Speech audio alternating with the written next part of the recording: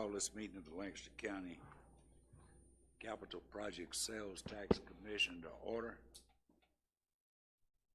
I want to thank you for being here and thank each one of you for taking time out of your day to be here. Should we call the roll, please? Let's do that. Stuart Graham. Matt Williamson. Here. Charles D. Here. Bjorn Hanson. Here. Kyle Simpson. Here. Thank you, Ms. Simpson. Let the record show that a quorum of the Lancaster County Capital Project Sales Tax Commission is present in the meeting. You have before you the agenda for this afternoon's meeting. Do I hear a motion to approve? Have a motion from Mr. Williamson. Second. Second from Mr. Simpson. All in favor? Aye. It's unanimous.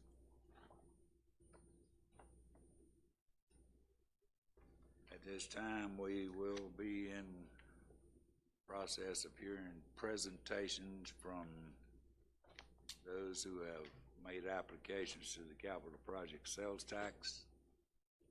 This afternoon is going to be quite long and dreary, so be prepared and we will continue as of right now. The first is Van Wyck Community Center. Gabe Gregory, Chairman of the Van Wyck Planning Commission. You have 10 minutes, sir, and there may be questions following your comments. If you would, give your name and address for the record, speak clearly into the microphone, and we will go from there. Great. Thank you so much, Chairman. Everyone, it's really good to be here, finally in public, so thank you so much for being here. My name's Gabe Gregory. My address, 5133 Old Hickory Road in Lancaster, specifically in the town of Van Wyck. I'm here today to represent the town of Van Wyck. I am on the Planning Commission for our town, and we have put together a proposal to turn a community center into a park that all can use. So we have a quick little presentation that I can walk you through. You can direct, I think you have a copy of it, but you can also take a look at the monitor here.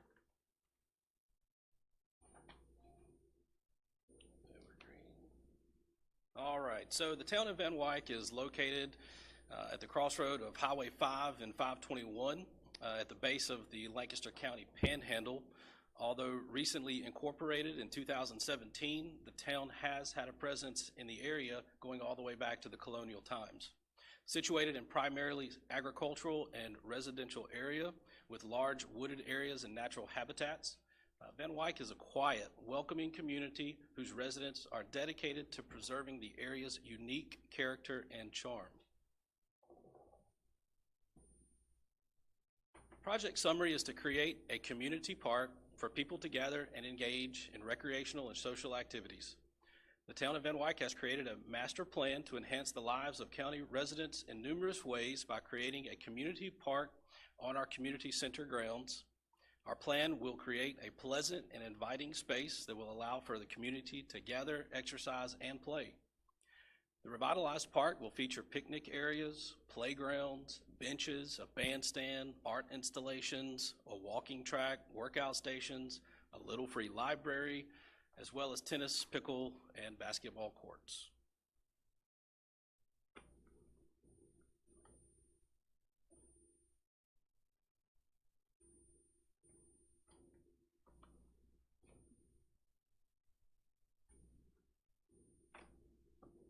No response.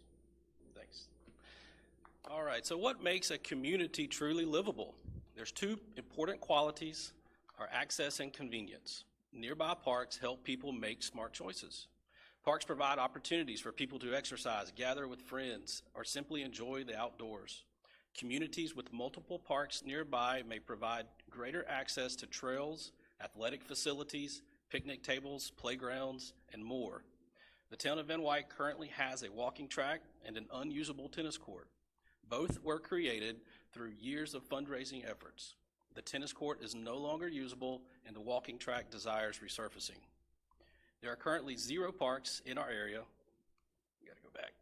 No problem. Currently 0 parks within 4 miles of our community center. The closest park for our residents to visit is Andrew Jackson State Park, which is also in need of some repair. Our town plans to correct these livability concerns by addressing the area's need for a community park. This map here illustrates where the Van Wyck Community Center is in correlation with nearby parks.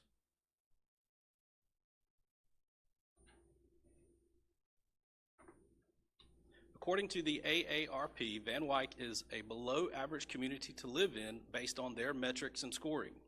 Van Wyck is in the bottom third with a score of 26 in their neighborhood category.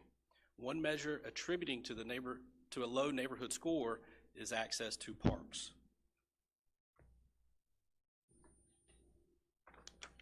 Our goal is to provide a high-quality, diversified park with recreational opportunities and open space for all age and interest groups to enjoy. Our objectives: number 1, provide a community park that is within walking distance of residents. Number 2, provide a park with activities for all age groups and abilities that meet or exceed the ADA. Number 3, develop outdoor facilities that enhance music, dance, drama, and other opportunities for the community at large. Number 4, promote healthy physical and mental well-being. Number 5, develop a maintenance management program to estimate and plan for life cycle maintenance and replacement costs. Number 6, facilitate community involvement and stewardship. Community parks and open space improve our physical and psychological health. They strengthen our communities and make our towns and neighborhoods more attractive places to live. Parks enable and encourage people to exercise. Exposure to nature improves psychological and social health. Play is critical for child development. A park provides great opportunities for parents to bond with children and for those children to meet other friends in the neighborhood. They provide a space for events and for people to engage in recreational activities. They give residents access to a park without having to drive. Increase the number of recreational opportunities available to all town and county citizens, and it will provide additional green space for county citizens to enjoy. Here's a current overview of our community center. The picture it was a little better before, but this just gives you an aerial shot of the current location.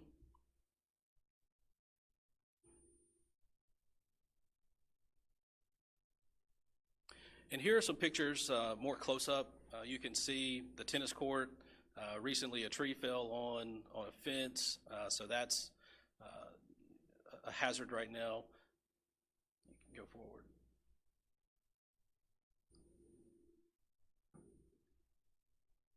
This project will be completed in 3 phases, and once completed will offer the following. I'll run through them real quickly.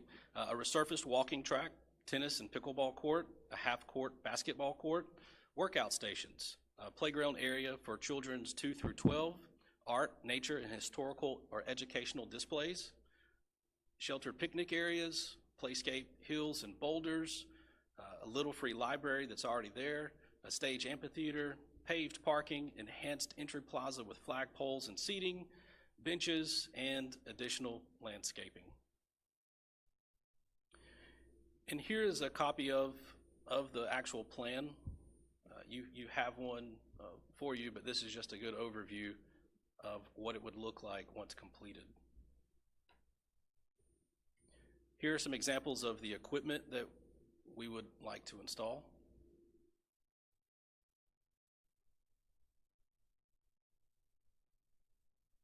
The project timetable. We will break this down into 3 different phases. Phase 1, we will focus on rehabbing the existing space by resurfacing the walking track, create a paved parking area, create additional pathways, refurbish additional existing structures, and construct restroom facilities. Phase 2 will create recreation by installing and constructing tennis, pickle, and basketball courts, playground areas, benches, and workout stations. And the last phase will create a place to gather by installing and constructing the picnic shelters, amphitheater, art installations, and landscaping. Here's a line item of our budget I won't go through it line by line. Next slide. So the total project cost is estimated around $719,600. The town of Van Wyck is willing to make a 10% matching contribution to this, so we definitely want to have some skin in the game. So the amount that we have entered for the sales tax request is $647,640. The management of the project, I will lead the project by working together with our Van Wyck Community Development Club, the Van Wyck Town Council, and the engineer and contractor Creative Playscapes. This project is endorsed and desired by the Van Wyck Town Council and the Van Wyck Community Development Club. Together, we can create a gathering place for the community to enjoy for generations to come. The town of Van Wyck is willing and able to offer contributions to this project if awarded. The town of Van Wyck is willing and able to budget funds to sustain the upkeep and repair of the park.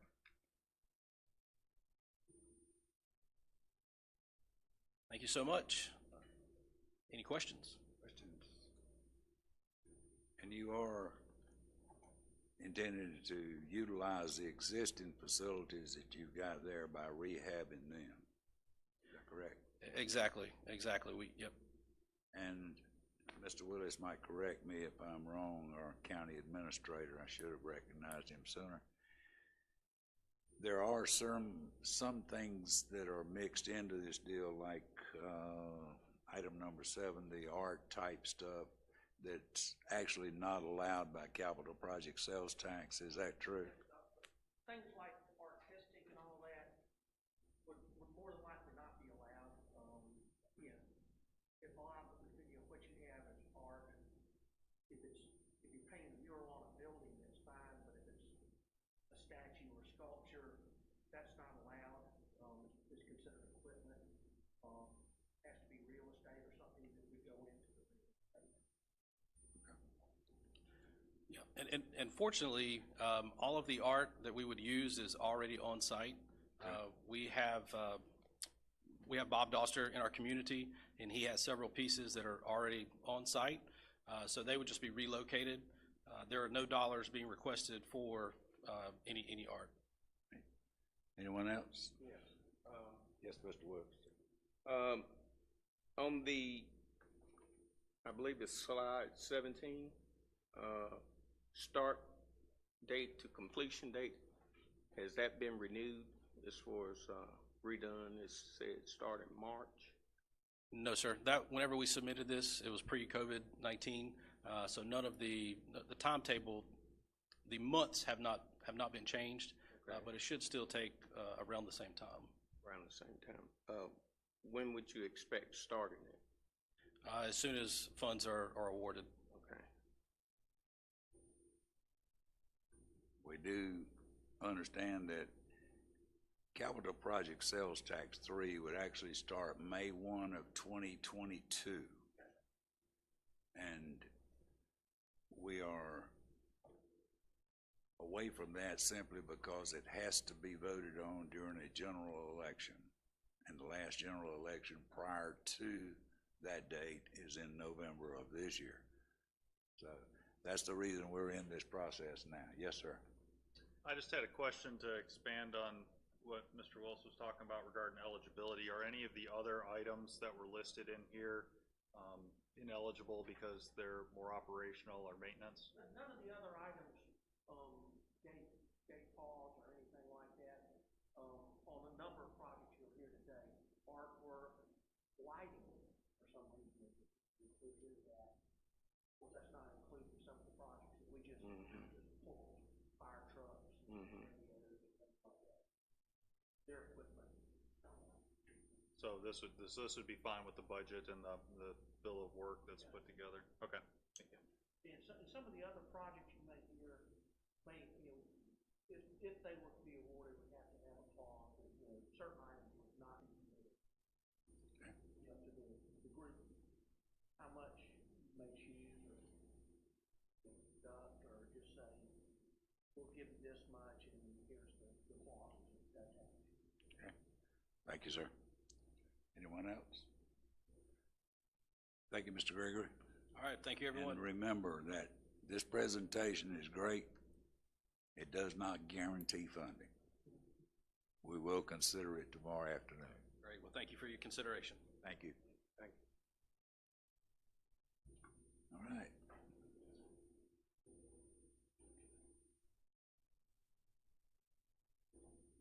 The next is Miss Sherry Gregory, Lindsay Pettis Greenway.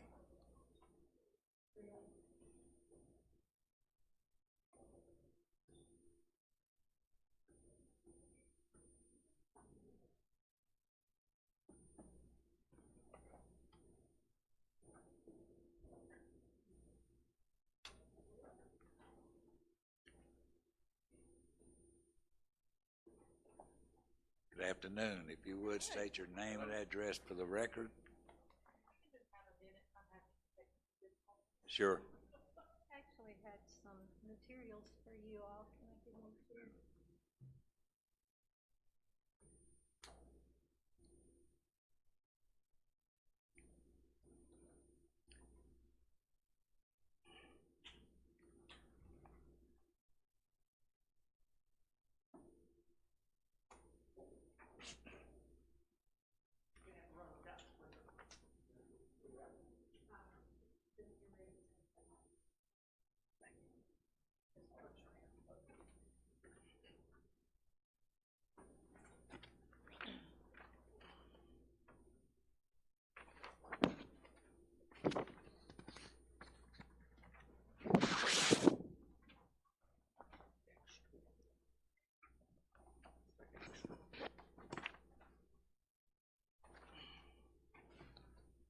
All right.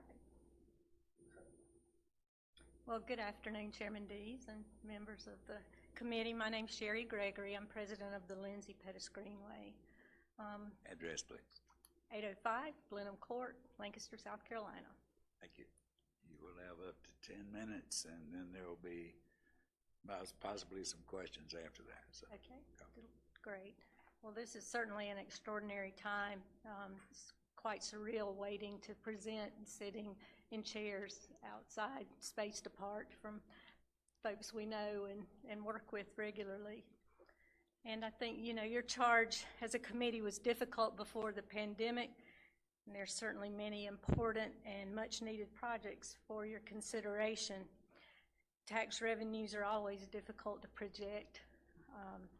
I know there was a lot of talk in the community about that when it seemed we were on a continued upward trajectory, but now they're even more so. Your job is made more difficult with the economic impact and the depth and breadth of this recession so unknown.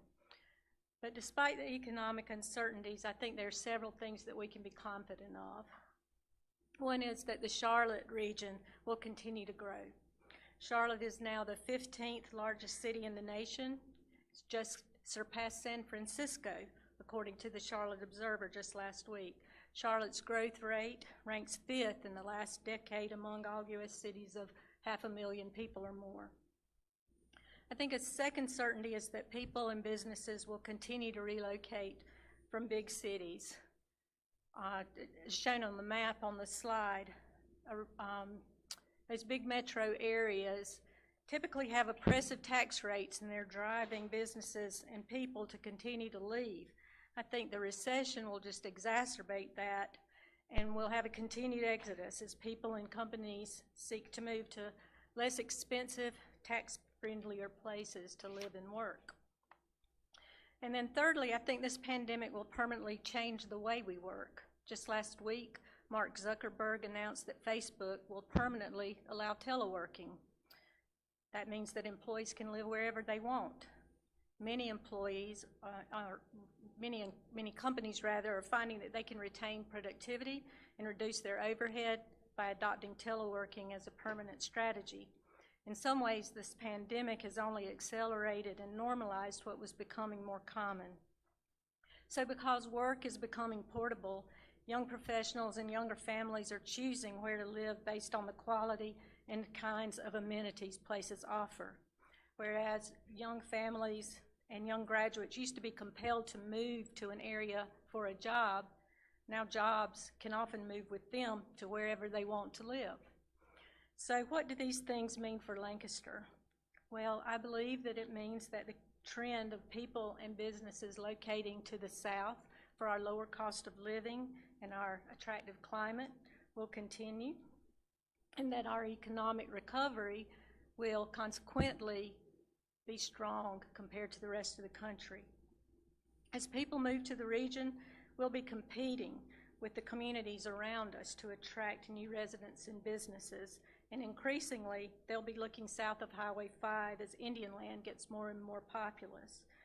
We'll be competing in greater Lancaster and the greater part of the county with the smaller cities and communities in the 13 counties surrounding Mecklenburg. So I think it's compelling for us to ask what we have to offer and how can we best compete. We need to continue developing amenities that people want in their communities.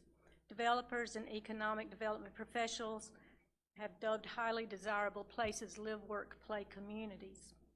They provide for people's needs close by, with plenty of places to go, good restaurants, convenient shopping, a unique cultural and arts identity, good jobs in schools, good infrastructure, affordable and accessible health care, and shared amenities.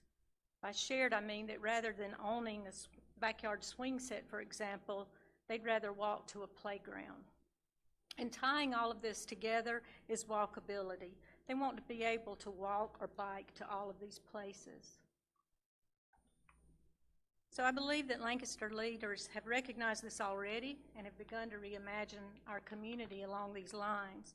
A few of these initiatives are shown here, like the CAC and the city's downtown redevelopment plans. And I'd be remiss not to mention the county's huge planned athletics park. But the Lindsay Pettis Greenway is a significant and critical part of this reimagining. Moreover, it's not just a plan or a wish, it's already underway and being implemented. It's an example of a successful public-private partnership that over the past 5 years has secured $6.4 million from sectors all across our economy, private, individuals, small businesses, corporations, and government and foundations have all contributed. Phase 1 construction is well underway, and we expect to complete Phase 1 later this year. This is the full scope map of the trail. It's difficult to see, but Phase 1 is to the east, to the right side of the slide, and it's in purple, so that's what's underway now. The rest of the master plan adds another 6 miles of trail, continues west along the creeks with trail and connectors. Phase 2 is everything in red and is now in the planning, engineering, and permitting stage. When fully realized, the trail will connect people to places all across the city. I realize that funding for all the projects under consideration is impossible. We had requested over $8 million in our application, and I realized that that was an ambitious ask, but I wanted to convey the true cost of completing the project as fully envisioned. But the beauty of this project is that it can be constructed in stages once it is engineered and permitted. At a minimum, I'd like to ask you to please consider $1.5 million in funding for the Greenway from the capital sales tax proceeds. This would allow us to complete 3 segments that we consider to be of highest immediate priority and impact. The first is the Main Street underpass. This was initially in Phase 1, but FEMA modeled a very slight impact on upstream flooding, so rather than hold up construction for months and months, we decided to pull it out of Phase 1, redesign it, re-engineer it, and resubmit it, and then build it as quickly as possible after Phase 1 is complete. So the cost of this segment is $582,000. The next priority would be a connector to USC Lancaster. I heard it said recently that Lancaster is a town with a college, and we'd like to be a college town. This would require more integration between the campus and the city. The Native American Studies Center downtown has been a start and a tremendous success. But to continue that and to build on it, USCL would like to expand its nursing program downtown. And they'd also like to physically connect the campus to the downtown via the trails to allow students and faculty to walk and bike between facilities and to better integrate the campus with the community.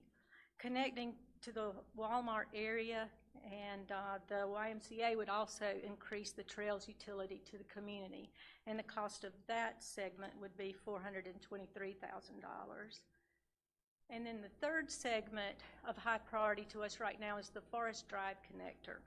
Right now, phase 1 ends just west of the Gillsbrook Road Bridge at Gills Creek. You see a photo of that in the upper left corner of the slide. We'd like to continue that a short distance to the Allison Row Apartments on Forest Drive, which you see in the bottom picture. We would have parking and a pocket park there. In that area, extending the trail to that area would give parking and access to another 1,450 or so residents of the city, which is nearly 20% of the city population. So for a cost of $171,000, we can greatly enhance the accessibility of the trail to a big portion of the community. So in closing, trails and greenways are an economic development investment, addressing the kinds of amenities and supports people want in their communities. And I think you heard a lot of that also from Gabe Gregory in the first presentation. There are a lot of common themes between his project and ours. Trails are also infrastructure investment. They're essentially single-lane roads that provide alternative transportation, recreational opportunities, engagement with nature, and venues for cultural and educational activities. And with so many of our neighborhoods and streets without sidewalks, the trail will provide a safe place away from traffic for people to ride bikes, run, walk, and get places. All things that are highly valued by existing residents and those seeking to relocate. And in this pandemic, people are becoming much more interested in being outdoors. We have seen bicycle demand soar, for example, and parks and green spaces are some of the safest places that we can be together apart as air, wind, and sunlight help to disperse and destroy virus particulates. Besides, being in nature is just good for us. And I'll echo Gabe Gregory again. You know, we're rediscovering the helpful benefits of the outdoors and nature on our physical and our mental health. So I think we're very fortunate in Lancaster that the capital project sales tax is well supported and will very likely pass again in Lancaster. But it's vital that voters see projects on the ballot that they feel will benefit them personally and satisfy their desire for this community's livability and vibrancy. This trail is in the heart of the county, in the county seat, the city of Lancaster, and will benefit all residents of the county in multiple ways. I think trails and greenways absolutely fit the bill for this funding. Now I'd like to introduce Chad Catlett with Perception Builders. Chad is our project manager for the Greenway, and we can answer any questions that you might have about the project and our proposal. I'm sure Chad's gonna be able to avoid this rain. Pardon me? I'm sure Chad's gonna be able to avoid the rain and get this one done. That's a really sore subject. We won't go there then. Tired of hearing me talk about it, I think. Any questions for Ms. Gregory? Yes, Mr. Jones. The $1.5 million phasing, is this the easier segments or the longer segments? Like, how does this compare as a percent of the budget compared to the percent of the distance that you want to complete? Well, these aren't necessarily the easier or the least expensive, but they're our next priorities, and they're contiguous to the trail that's being constructed now. So they just add more utility to the trail, and the cost of each segment is just a factor of the sort of terrain considerations that we have to deal with there, as well as the distance. So the connection to USCL would be a longer segment. The connection to the Forest Drive parking area at the Allison Row Apartments would be a shorter segment.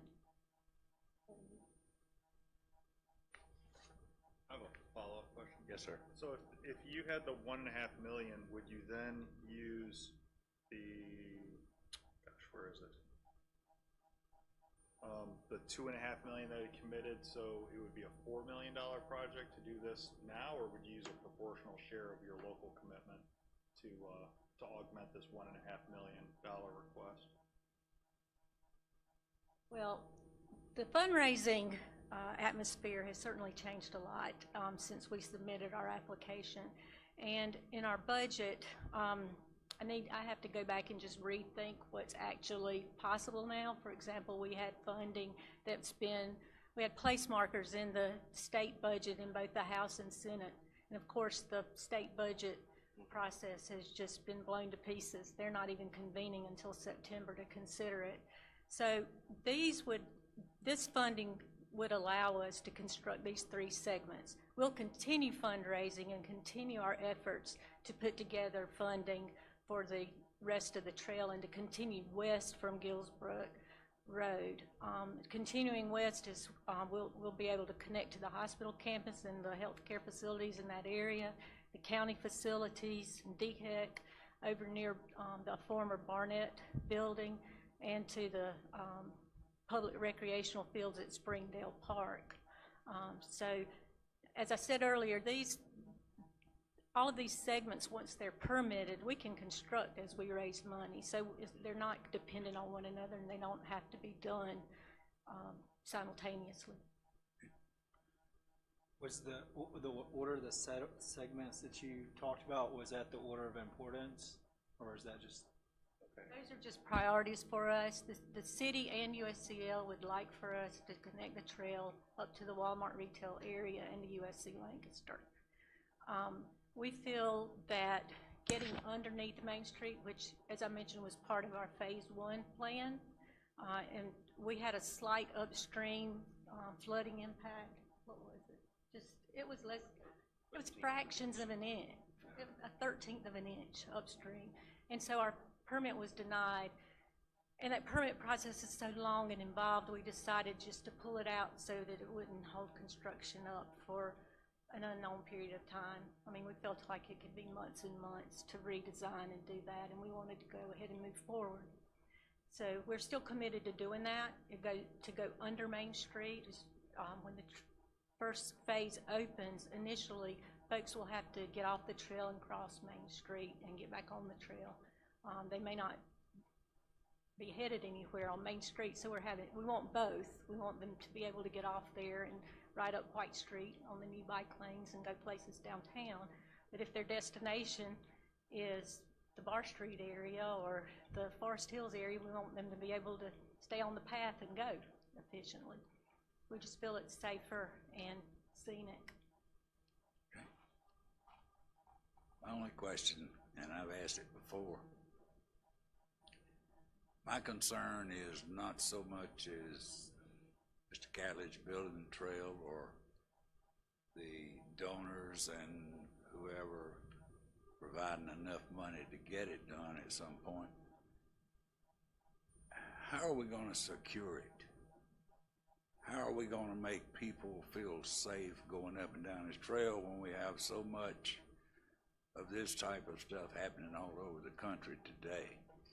I hear this from a lot of people. How is it going to be secured? I think the biggest factor in safety and security is plenty of people using the place. You're safer in numbers, and so the more people who are out there using it, the safer it'll be. The city will operate and maintain the trail. Scott Grant, the chief of police, is on our board and has helped us establish our safety protocols and their protocols for responding to any emergencies. The trail is designed so that if someone does fall off their bicycle and break an ankle or something, ambulances and rescue equipment can get down there. But your data shows that you're no more likely to experience crime on a trail than you are anywhere else. I agree. And my question is, and of course I would have to ask an attorney, Mr. Willis might be able to answer this question. If someone, and we provide funding for the trail, that makes the county a part owner in that trail. If something does happen, what is the liability to the county? Well, it's the same as at any other park that the county owns and operates, and there's the public park statute that protects you from some of that. Do you want to address that? Basically, since this is mostly inside the city limits, we don't have the joint recreation commission anymore. Right. Separated out. So we would merely be providing funding, but it would be maintained, operated as part of the city, part of their recreation. The city would have some liability for the county. Okay, that answers my question. And state law does provide some liability protection through I can't remember the exact name of the statute, but there is a limitation on liability for public parks, and that this would fall under that. Thank you. Anyone else? Thank you, Ms. Gregory, and I'll make the same statement that I made before, that your presentation was great. It does not guarantee funding. I understand that. I thank you all for your time and your service to this community. You've got a lot of great projects before you today, and I think that any combination of them are things that folks would like to see in this community. So thank you again. Thank you. Good to see you, Chad.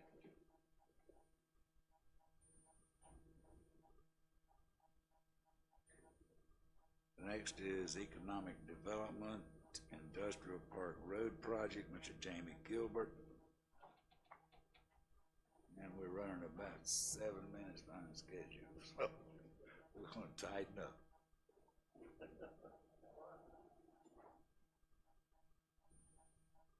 Please come forward, give your name and address for the record, and you will have up to 10 minutes to make your comments. Yes, sir. Let's move forward. Do you want my home address or my work address? I want an address that I can contact you if I need to. Yes, sir. Okay. I'm Jamie Gilbert, and I reside at 4014 Black Walnut Way in Indian Land. And I'm here today to present to the committee our request to fund the construction of a road and water and sewer improvements for the Lancaster Airport Industrial Park. And I have with me Kyle Clampett, who is the engineer that has worked on this project with us from Alliance Consulting Engineers. So Kyle, you want to come on up here too and give your name and address? Please. My name is Kyle Clampett. I'm with Alliance Consulting Engineers. We're located at 1201 Main Street in Columbia, South Carolina. We appreciate the time today. Great. You know, I've been the Economic Development Director for Lancaster County for approximately 4 years, 4 years in July. And since I arrived, I've kind of looked at what we need to do as a community to make this a better place for business growth, and what some of the challenges are in order to accomplish that. And the number one issue for us has been the development of industrial parks and sites, and having properties that have the infrastructure and the development that is ready to go to support new businesses that want to locate here, as well as existing companies that want to expand. And if you look at what we have in terms of our inventory, for 4 years now it's been a challenge.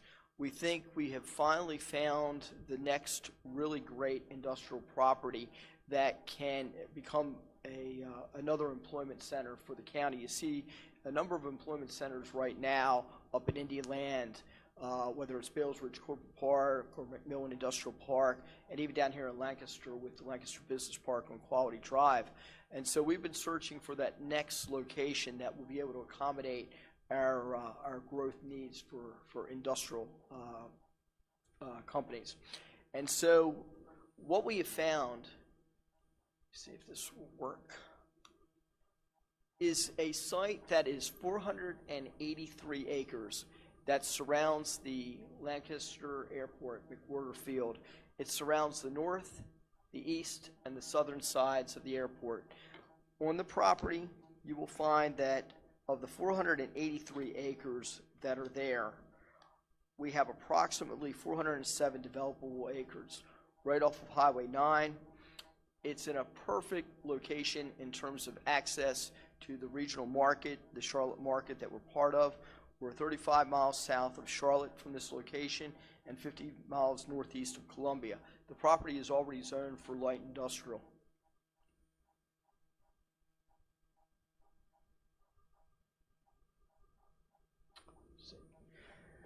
So when we started working with the owners of this property, we decided to put this through an analysis called the Duke Site Readiness Program. That is where Duke comes out and evaluates the property with a site location consulting firm. That firm was Strategic Development Group, which had brought Nutramax Laboratories to Lancaster 10 years ago and does a number of work with projects around the world. So they evaluated the project in 2019. In 2020, we submitted the project for the Palmetto Sites Program. And so another site location firm, this one being Site Selection Group, evaluated the property in February and in March. And just a week ago, we got the results of that evaluation. And both analyses showed that this site is well positioned to be one of the best industrial locations and parks in the state of South Carolina. Certainly the best industrial location we have to offer in Lancaster County.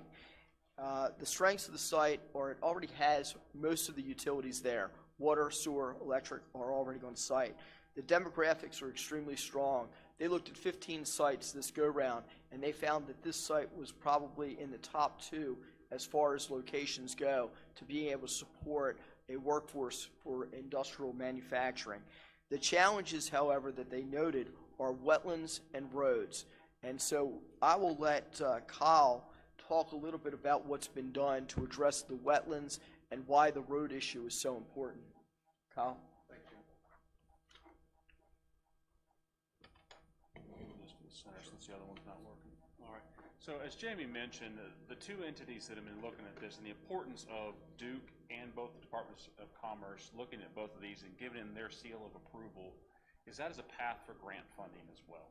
The goal is we want to take every dollar that's available from Lancaster County and grow that as much as we possibly can. So let's turn $1 into 3, 4, and 5.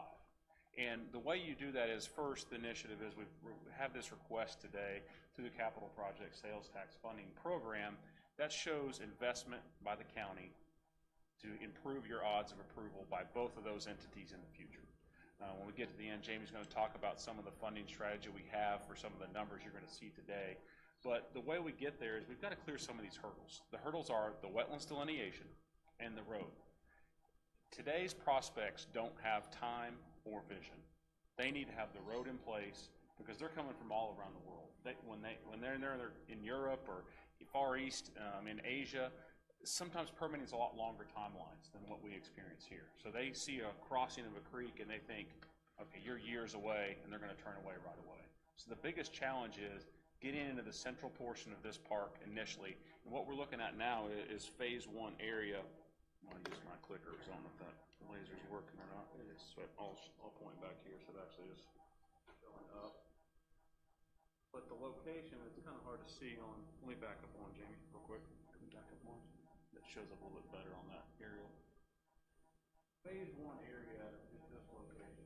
I'm pointing to the back because it won't work on the TV. But this is the phase 1 area. The reason we picked that location is with the airport runway approach zone, it limits the heights of the buildings.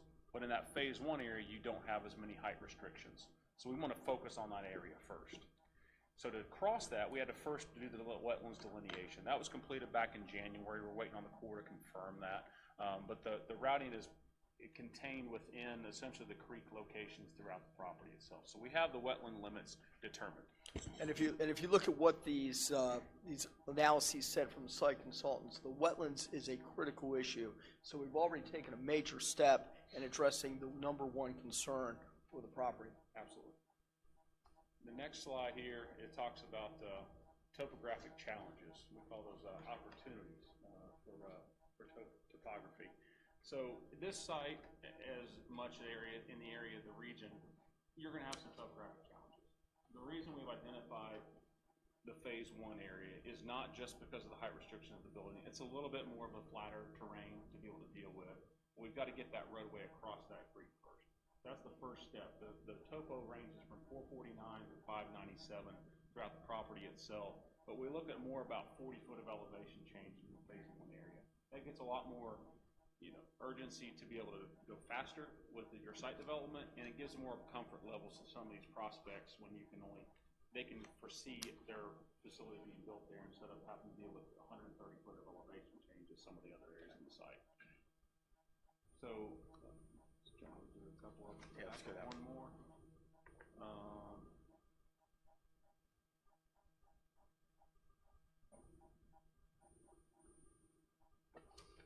All right, so we'll play a jump around. So the buildable area map is essentially something that was done as part of the Duke Site Readiness Program. What that is going to be doing, and when we get to it, is showing you areas of less than 20% slope on the site.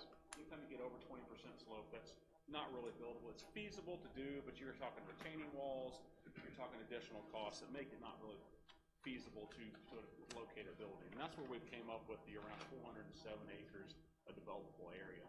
And you can see this is broken up into 3 different regions, this being the phase one area.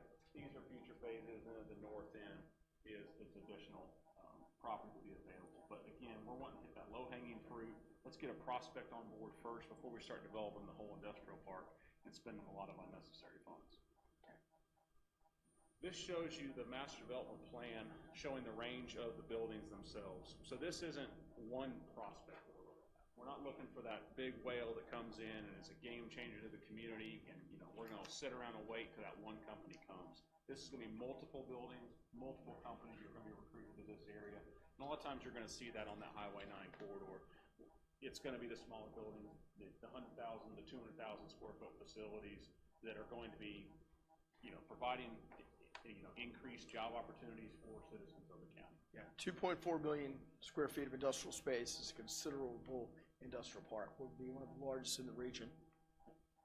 So now we get down to phase one. This is the area we're going to focus on today. This is essentially the first roadway. We come in off of Highway 9, come in and cross the creek and get us to this open opportunity here.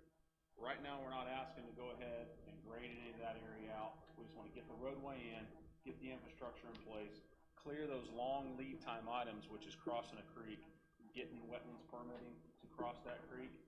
Our intention is this would be a nationwide permit, and that means you're disturbing less than either 300 feet of stream or half an acre of wetlands. What that means is a faster process, but it's still several months, and it eases the company's concerns to say that permit's in hand and we've got the roadway already constructed.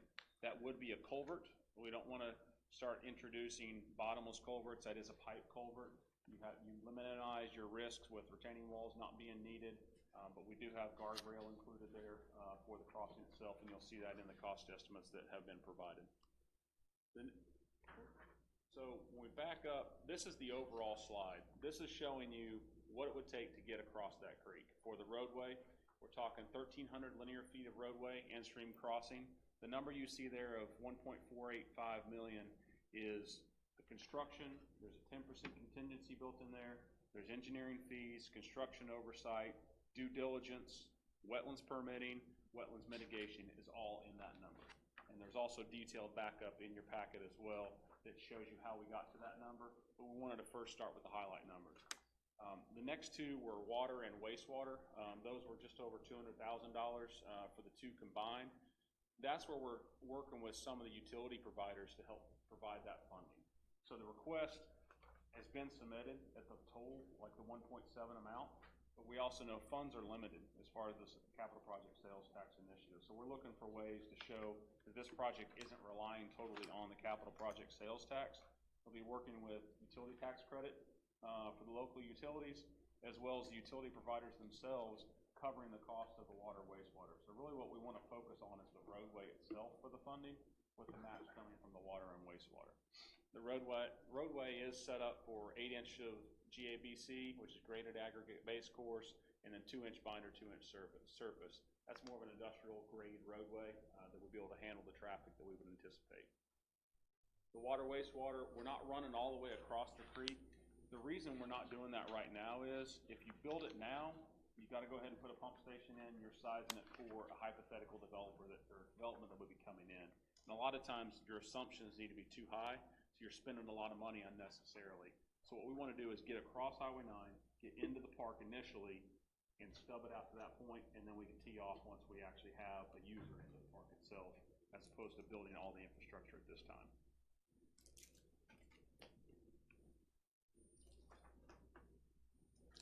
Okay, so in summary, if you look at what we have here in Lancaster County, we have had 3 very successful business and industrial parks that have been developed going back since the early 2000s. Probably the most significant one in which the county invested in the infrastructure for the development of the park was Bales Ridge Corporate Park back in 2006, which was nothing but a 300-acre wooded parcel sitting up off of Highway 160. With $2.9 million invested from the county through some revenue bonds, we were able to create a new employment center. Bales Ridge Corporate Park is now home to Movement Mortgage, ServiceMac, Care America, Copycom, Honeywell. It's been a huge success because the county invested in the infrastructure. But part of that infrastructure and the critical piece is having roads to be able to get to the properties. You know, Bales Ridge is served by 4 county-owned, maintained roads with Calvin Hall Road, Old Bales, Bales Ridge Parkway, and Yarborough. When you come down to Lancaster Business Park, we have one road, Quality Drive.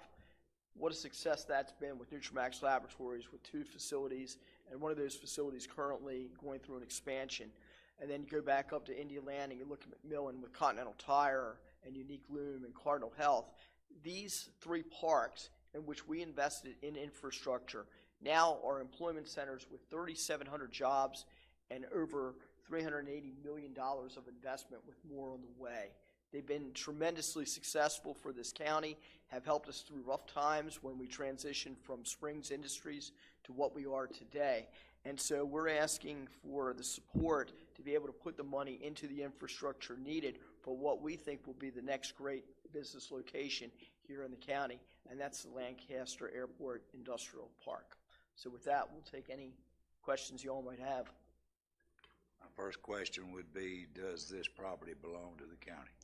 It does not at the present time. When do you anticipate it belonging to the county? Yes, that is our goal, is to be able to get an option on the property to be able to purchase the first phase of this, which would be about 130 acres in phase 1.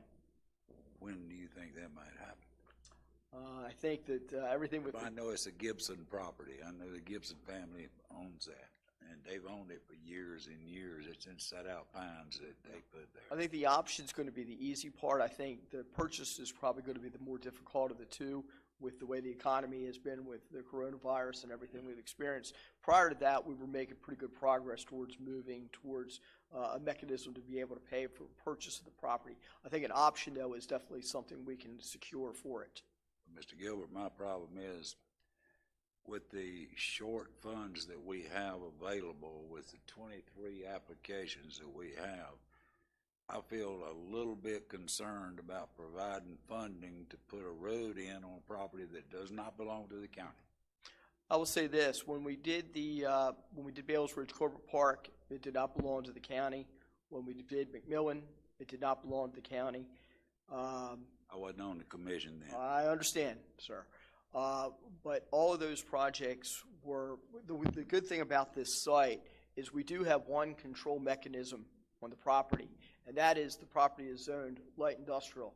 So this county has no obligation, as you know, as a planning commission member, to change that zoning. Anybody can come in and request it, but if the county is committed to seeing industrial development out there, we hold the cards on that. We do not have to zone that property and make it anything other than an industrial site. And so the road would serve the purposes of being able to develop that property, whether the Gibson family does it or the county has ownership of it. Any other questions? Yes, Mr. Mahanson. With the budget And the funding going along with this, if there's an overrun, who's responsible for paying that?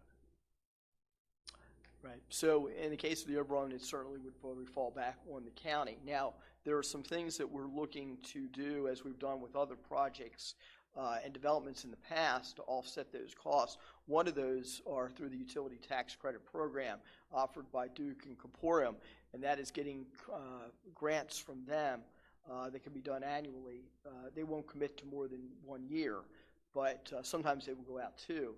But we believe that there's money available from both of those entities in the future to be able to pay for those costs as needed. Anything further? Just curious your thoughts. There's also a project for the new terminal at the airport. How are these related, or any comments? They're not related. I think we're talking about two uses that can complement each other, but they're not tied to each other in any way. A strong, growing business park around the airport certainly would generate more traffic for the airport, and a viable hangar and terminal building and hangars out there would certainly make the airport industrial park more attractive too. So I think they complement each other, but they're not related in any way. Right, thank you, sir. Right. And I'll make my statement once again. It was a great presentation. It does not guarantee funding. Yes, sir. Thank you, Charles. Thank you. Next is Lancaster County Detention Center with Sheriff Barry Fell and Major Matt Shaw. Please give your name and address for the record. You will have up to 10 minutes to make your statements, and we will try to get you to answer some questions, maybe.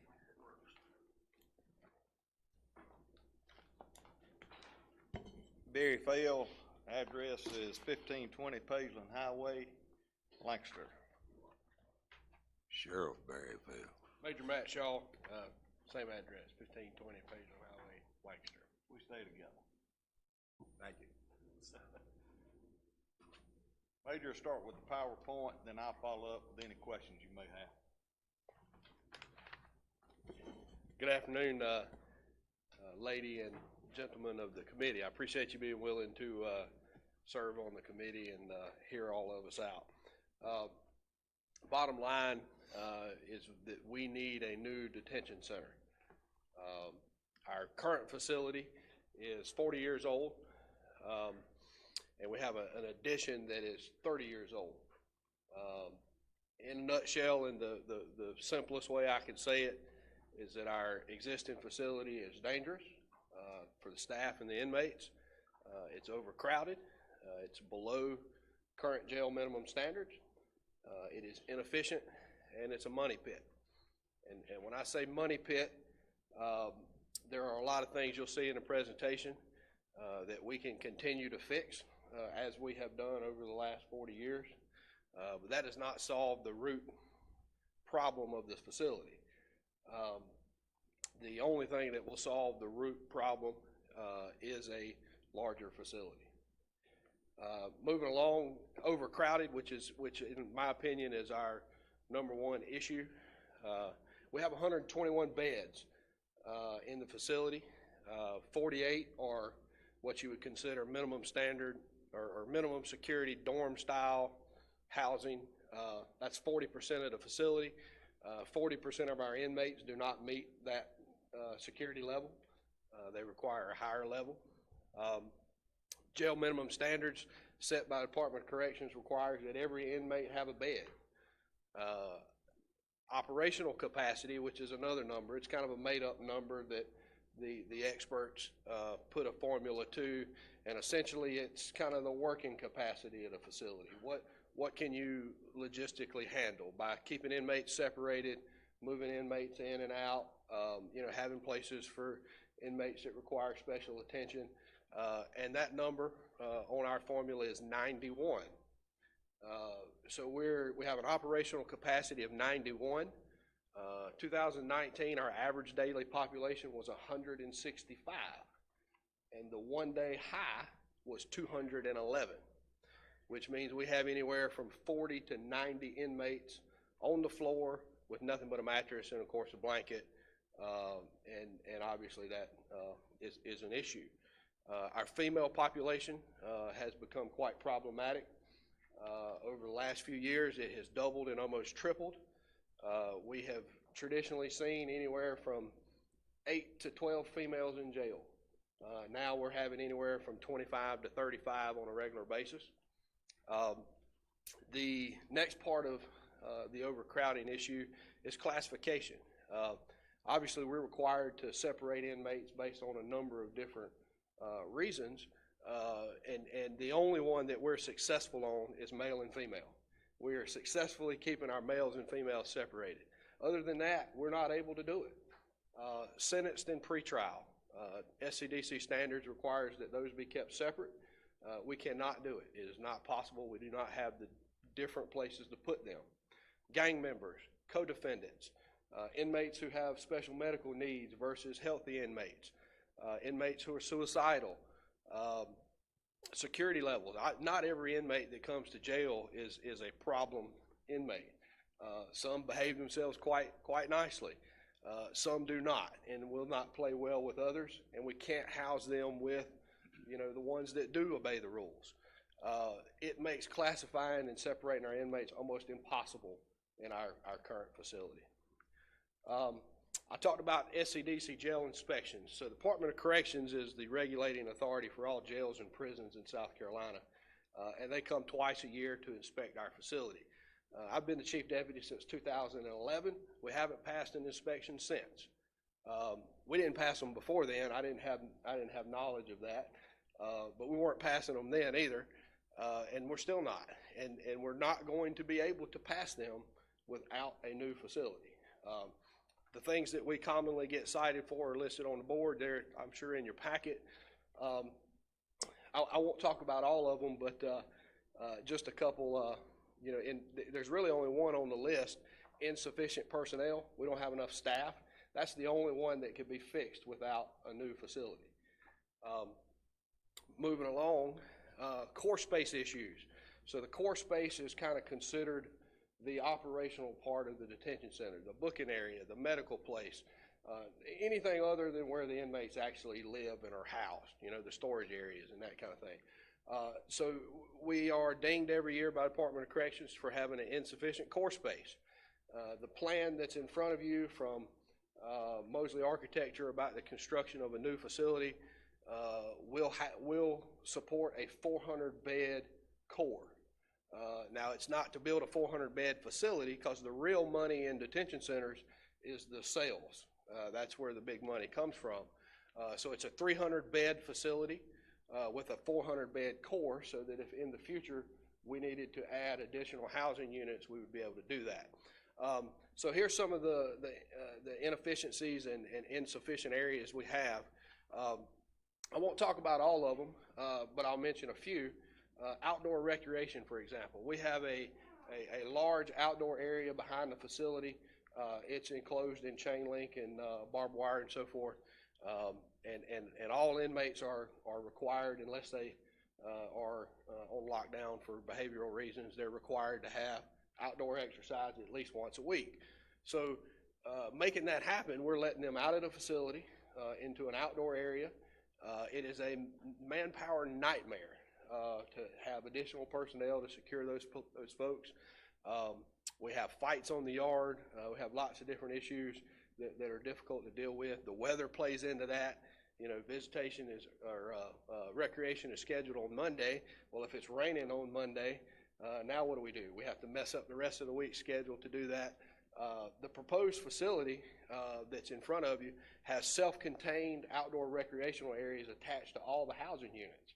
It would require zero additional security to make it happen. We open the door, they're able to go out, they're going to have more outdoor exercise time, and it will be a whole lot safer and better for us when it comes to providing security for that. One of the others that I'm going to mention is visitation. So visitation is another requirement that is for SCDC, where family members can come and see their loved ones. We still do the old school face-to-face through the glass with the telephone visitation. That's what we have. We can only do 12 inmates at a time. Well, if we've got 165 inmates today and we can only do 12 at a time, Saturday and Sunday is full of our people moving inmates from their housing unit to the centralized location to do that. And you can imagine the security nightmare that comes from that. If I'm in jail for murder and I've been locked in my cell for all week long and you let me out to take me to visitation, do you ever imagine us having some problems putting them back in? It's just the visitation day is a disaster for us. The new facility proposes pretty much what the modern standard is now. Visitation, video visitation. The equipment is set up in the housing units. The inmates don't have to be moved. Family members come to the facility, and there's a meeting room set up that's secure and has the opposite end of that equipment. So they come in and sit down and can visit with their family members. They can see them. It's on video, and we don't have to move them. We don't have the same security problems that come along with it. The last one I'll mention up there is special management, what we call the rubber room. When we have suicidal inmates or inmates who are significant behavioral problems, they go into that room so they can't hurt themselves, they can't hurt others. Our room that we have now was built with the new addition 30 years ago. It's not compliant with current SCDC standards, but it's all that we have. And of course, we only have one, so if you can imagine out of 165, we have more than one suicidal or behavioral problem inmate on a regular basis. So we're having to put those inmates in other places that are even less secure and safe, and it's a real struggle. Some photographs of some of the things I've talked about. The photo on the left, that shows the main door into our facility. The window over there is the public lobby. It's just kind of indicative of our situation. That's also the office area for our supervisor. That's the office area for our administrative secretary at the detention center. That's where the judge does bond hearings when they do them at the facility. And that's the door to get into the facility. It's also the door to get out. So when it's time for inmates to leave, they're walking through your office space to do it. The photo on the right, that is our employee break room. That's where employees eat lunch, breakfast, dinner. We have anywhere from 7 to 8 employees working at a time. We have a total of 34 employees at the detention center. That's where their lockers are. But that's also the storage room for the riot control equipment, the handcuffs, the SCBAs that go along with our fire extinguishers. And literally, folks, I'm telling you, you can touch those lockers with your hands like this. But that's our employee break room. On the left is our medical office. We have a contracted medical company. If you'll notice, there's no bed in there. There's only room in there for the nurse, the inmate, and a correctional officer.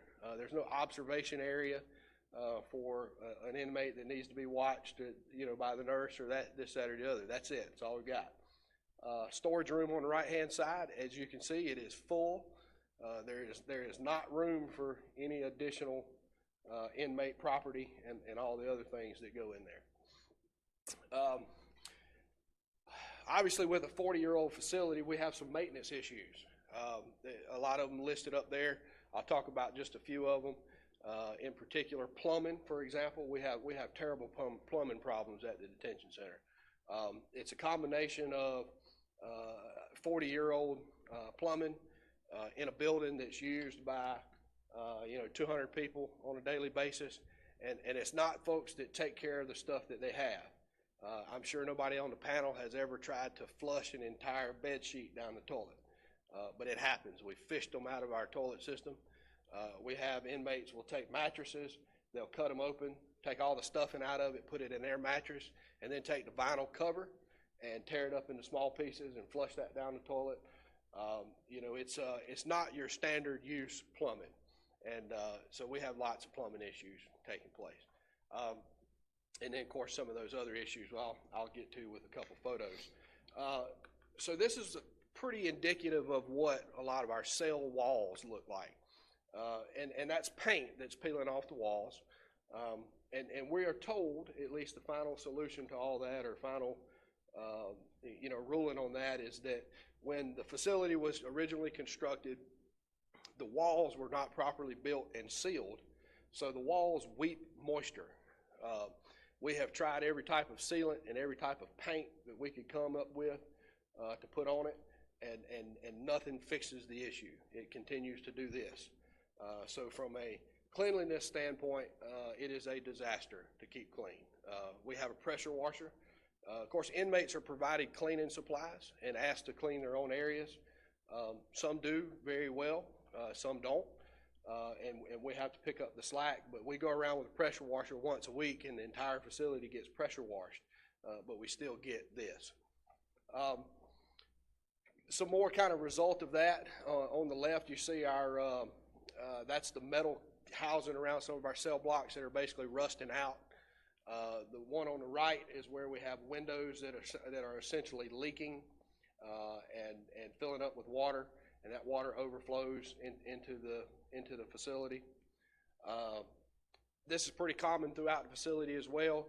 Holes in the walls. The facility's been abused for 40 years, and we have lots of places like this where it almost looks like the building is coming down on us. Photo on the left is a pipe chase between two cell blocks.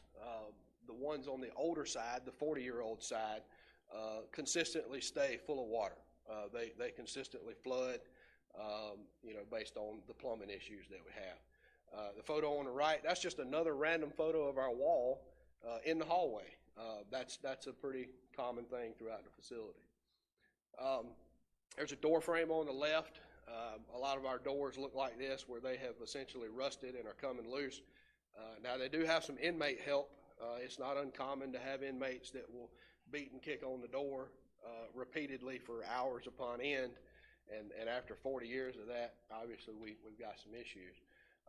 The photo on the right, it's the windows in the 40-year-old section. Those are not Home Depot windows. We've looked at getting them replaced. Price tag roughly $155,000 to replace all the windows in that old facility. Some of them are broken. They actually roll out so they will open, but they don't seal back properly. So that causes us heating and air issues, and makes it difficult to temperature control some of the cell blocks. Here's the dishwasher in the kitchen. Again, more problems with the moisture. On the left, that's where the dishwasher drains into the plumbing. Obviously, with our other plumbing issues, when that backs up, where's that water come from? It comes straight up there and into the floor. And then that helps cause the problem on the right, which is exacerbated by the unsealed walls, where we have to go through and pressure wash the kitchen as well. So we've continued to have those issues that we struggle with. A shower in one of our cells looks pretty rough. Again, that's pressure washed once a week, but it's a shower that's being used by more than likely 30 grown men share the same shower. It doesn't take long for it to get dirty, and of course, if they refuse to clean it, then it's left for us with the pressure washer to deal with. We're working on some things to help with that. That actually are getting installed next week, but it's not going to fix the issue because the issue is in the wall itself.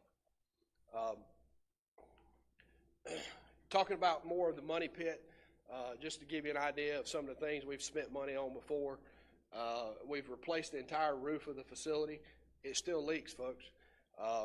We are in the process of replacing the surveillance system in the facility right now for the third time, $250,000. We've replaced heating and air units. Maintenance director tells me that the rest are coming soon. They are going to die as well. The refrigerator and freezer, the walk-in, is original to the facility. It's had numerous repairs. Maintenance tells me that it's on its last leg and going to need to be replaced. There's the information about the windows. We've replaced and repaired exterior doors. The stainless steel shower panels is what I was talking about. I think it's going to make it easier to clean and take care of. It's not going to fix the problem behind the shower panel, though. The rolling door replacement, this is one that scares me to death. In our older facility, the doors roll open and shut. It's on a big track. We're constantly having breakdowns of that system, We've only got one company in the United States that we've ever been to find that will come and work on it, and nobody we have talked to will give us a quote on replacing it. They won't even try to quote the figure. So when it dies for here shortly, which they keep saying it's going to, I don't know what we're going to do with that particular part of this puzzle. Some conversation with maintenance is that they have been asking for several years, wanting another person to spend 60% of their time at the detention center, and estimate that they spend 25% plus of their budget at the detention center alone. So that's kind of where the money pit comes in. Some of the other costs that are associated with it, we really want, of course, land would be included. That's in the latest proposal that we have. And then personnel to house a bigger facility. The proposal includes attaching a magistrate's office to this. I can't necessarily speak to the need to have a new magistrate's office, but I can tell you that having the magistrate's office attached to the detention center would help us immensely. Being able to not have to move inmates across town to have court hearings and bond hearings and those things, having them attached would be a gigantic benefit to us. And we'll take any questions that you have now. Questions? What, Simpson. thank you. At what point is the state it's gonna be punitive to the county if we don't do something like this? It's that way right now. We just got a letter in about a week ago from Blake Taylor, who was asking again about what we were doing to correct the problems, and we brought up again the feasibility study that we've had done, along with meeting with this council here to discuss maybe a funding option. There's no doubt the state will come in if we don't do anything and shut our facility down, and we'll have to contract with other agencies throughout the state to house our inmates. That's a given. That's going to happen if we don't do something here. Couple of easy questions. Can you, let's assume that the dollars are here to provide you with a new detention center. We're looking at 4 years minimum down the road. Oh yeah, I think if it's approved today, you're looking at 3 to 4 years to be operational. The detention center that you're operating today, is it going to maintain your needs for that period of time? Or are we going to have to spend another $2 million out there? Well, absolutely. We'll continue to do the best that we can with what we have. But as the major alluded to, it's a money pit. We're going to continue to invest dollars in a facility that's not going to resolve the issues, the problems that exist. So absolutely, we'll continue to put money in there to be operational, but it will not solve the problem.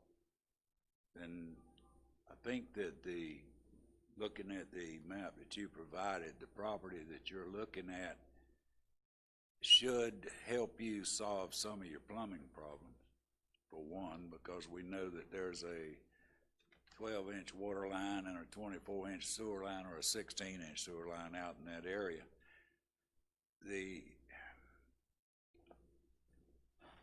contingencies on this thing, is there any way to, and I'm probably talking to other people in the room, look at other companies to provide an additional cost for this facility?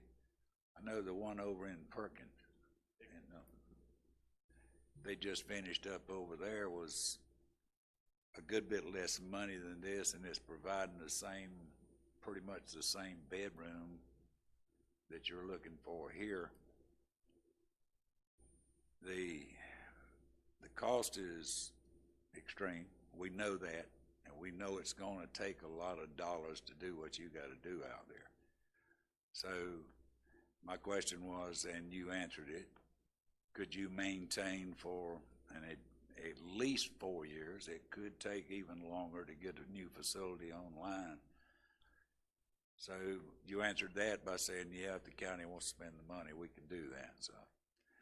I'm sure that if we can get Blake Taylor happy enough to stay off a year back, we'll be ahead of the game too, so. We just got to show the state there's some action taking place to. Send them a copy of this meeting. Any questions? I had, just one Wilson. question. The, new proposed facility, will it be able to, or allow for growth? Oh, absolutely. That's why you have the 400-bed core with 315-bed, unit. Nothing else? Yeah, I go. Yes, As sir, far Mr. as Graham. what's the, like the lifespan, what are we talking? We build this thing for about 47 million. How long should that building last? And hopefully it lasts longer than 40 years. I would hope it would last, at least another 30, 35 years. Until you but quit got being to- sheriff. Until you quit being sheriff. But you got to understand, you know, those folks out there continuously try to destroy that place. That's what they do on a daily basis. They don't want to be there, and they try to destroy everything out there. And the way it is today is an actual hazard for the employees who work out there. So I think if we got a new facility and we could make it last for as long as this facility we're in now, we'd be done good. Harry, Sheriff, speak to the hazard part of it. Tell us what's going on here. Well, you know, when you have inmates that come in and there's no secure place between the inmate or the officer, and they have to go down and take inmates out of cells and go in there and fight them. There's no way to shut the steel doors because of the guts inside the machine that roll the doors on the old side. It's just a safety hazard for the officers having to deal with these inmates hand on hand each day. You know, you can't hardly go in and feed them or give them medicine or whatever needs to be to maintain a safe environment. He mentioned to the separation of inmates. You know, you got defendants, co-defendants, male, female, gang members, sick inmates. You know, you need to be able to separate those inmates and classify them accordingly. We can't even do that other than male and female. And it just creates a hazard for the employees having to break up fights and different things because you got different gangs in there with each other. You got defendants and co-defendants in there fighting with one another. It's a problem. I agree. Last question. Yes, sir. Would there be a legitimate medical center there or medical? There will be a medical facility in this new building here to give, to meet the needs, yes, sir. Is there anything we can do with that existing building or that land? I mean, what You know, that would be happens with something that? the county would have to decide upon. I'm not sure what they would want to do, if they would want to meet Red Cross for a shelter or something. You know, I just don't know. The current site's also shared by 911 communications. They're housed in the building that's in front of it, which is the old sheriff's office. So I think that would certainly have to stay as is. But what's behind it, I think we could probably do whatever we can come up with. Okay, anything else? Thank you, a Sheriff. lot, guys. Thank you, Appreciate Major. it. Thank you, man. Thank you. Appreciate all of your service. Next is Kershaw Fire Rescue Construction Project, Morris Russell.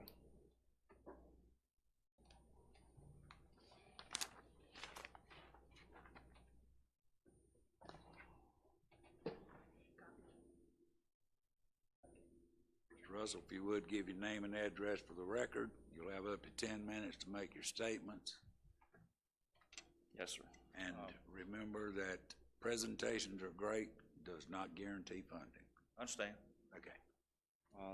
My name is Morris Russell. I live at 437 Sunshine Lane in Kershaw, South Carolina. I'm currently serve as the fire chief for the Kershaw Fire Rescue. That's located in the town of Kershaw. They're on Main Street across from the town hall. I'd like to thank y'all for allowing us to present possibility of being funded for the fire station. Thank you, Mr. Chairman and committee members. What's being handed to you, and I didn't do, we didn't go through a big deal about adding to our presentation because of the time frame. We're going to assume and all that y'all have reviewed our package. So the numbers are the numbers we went with. Bob at Design Build, several years back, they re-upped their numbers in the last few months. So the numbers are the numbers, and we tried to guess and forecast for how long this project could take before it even starts. So know that.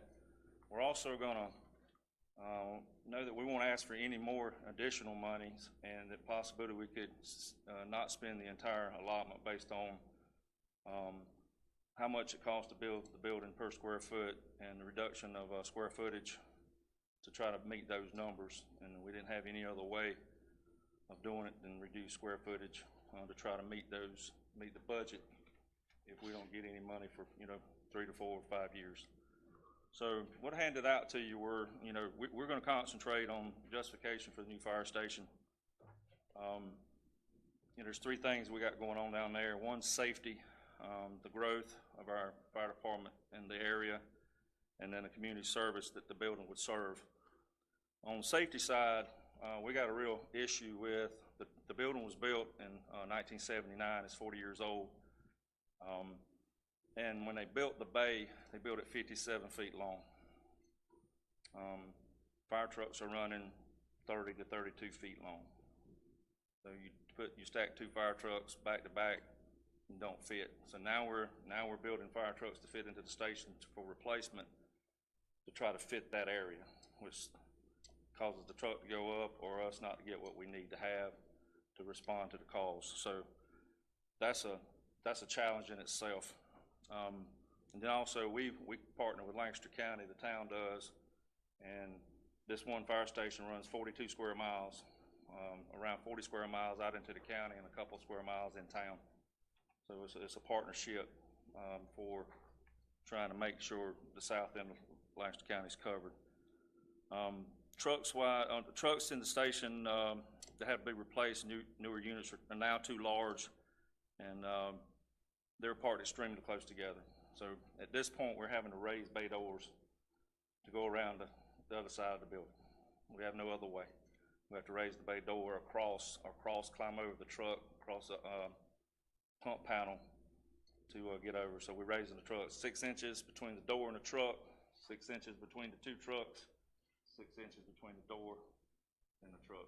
Complicated matter, very, very tight.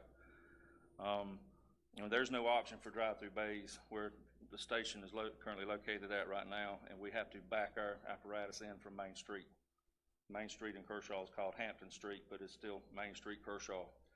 So we have to back our apparatus in, and we're constantly having near misses with people on cell phones and whatnot, trying to please wait for us to get our trucks in. Red lights flashing, everything, they're still backing in. It's a problem.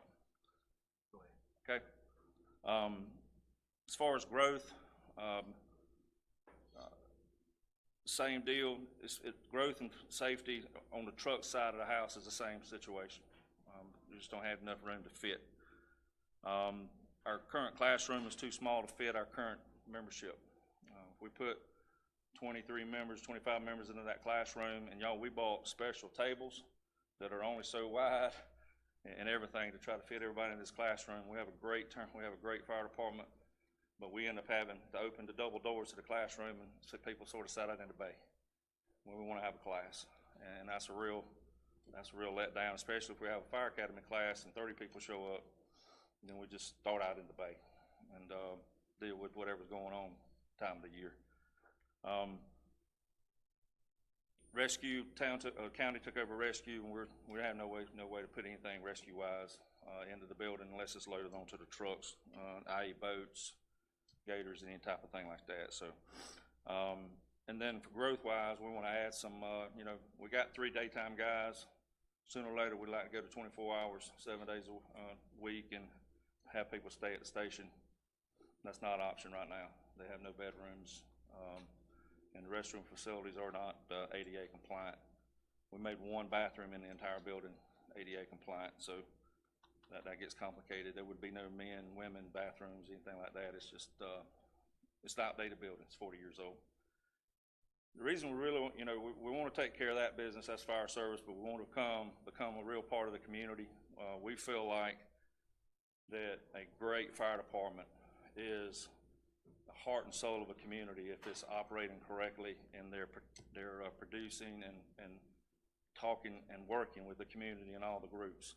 Every kid wants to see a fire truck. Everybody wants to see a fire truck at whatever event. I always want to see a fire truck. So we want our building to be the place they come see it at. Problem is, we can't have kids walking around between fire trucks that only park 6 inches apart, and that's, we're not going to let it happen. To be safe. So we want to get the bigger Bay Area, and you saw the drawings since part of the package. We would host community events all the time, and I talked about some things after the Christmas parade, Veterans Day breakfasts, and we already do that, but it's still tight. And then Kershaw's known for yard sales, and we'd like to have them where they ain't got to worry about whether it's going to rain.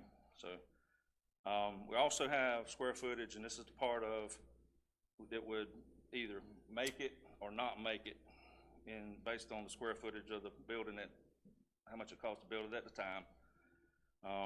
Where if the sheriff or EMS wanted to come in with us, there would be room for them, or that would have to be axed due to the square footage of the price cost of building the building at the time.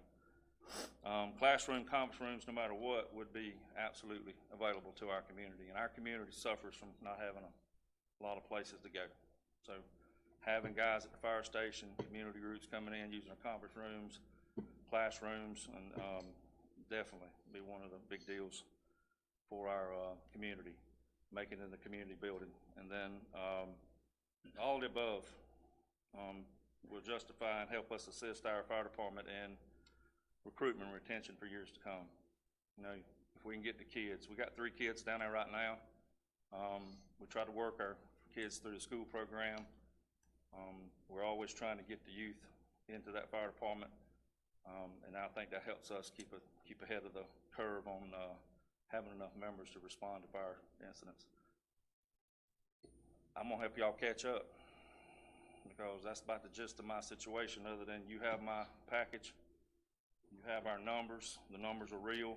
I said it before, and I mean it. I really believe a fire department can be the soul of the community if it has a proper operational building. We have no other way. We're not standing here because we have another way. Town of Kershaw can't afford to build a building. The only thing we got left is try to do some type of fee district situation, and we don't have the people that can probably be interested in that situation. We don't have the people that will be willing to pay for a fee district to build a fire station, so we're very concerned on that situation. We see this as not as our only hope, but as a very strong hope, and we would very much appreciate if you folks would at least entertain the thought of helping us out in this endeavor. I'll take any questions. Questions?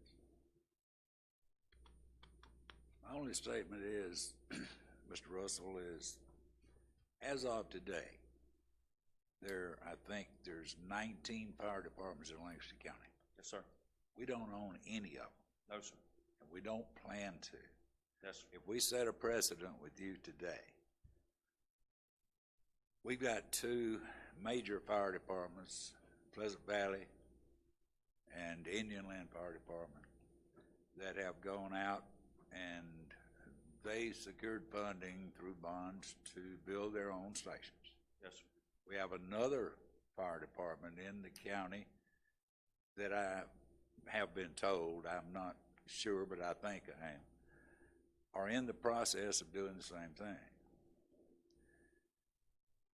We have, to the best of my knowledge, never furnished housing for fire equipment. We do furnish you equipment, some of it. We don't furnish ladder trucks, but we do furnish fire trucks. But we don't build buildings. And you're asking us to set a precedent if we do that today, we're gonna own 19 fire department buildings in the next 5 or 6 years, because everybody's gonna want them. Do you think that's fair? Mr. Chairman, I can tell you this. If you expect the volunteer firefighters of this county to continue to be able to raise money to keep up their buildings through barbecues, chicken and rice dinners, hot dog sales, and all that, it's not gonna happen. I've had these discussions. You know where I came from. I've had these discussions many years with the county administrator and county council.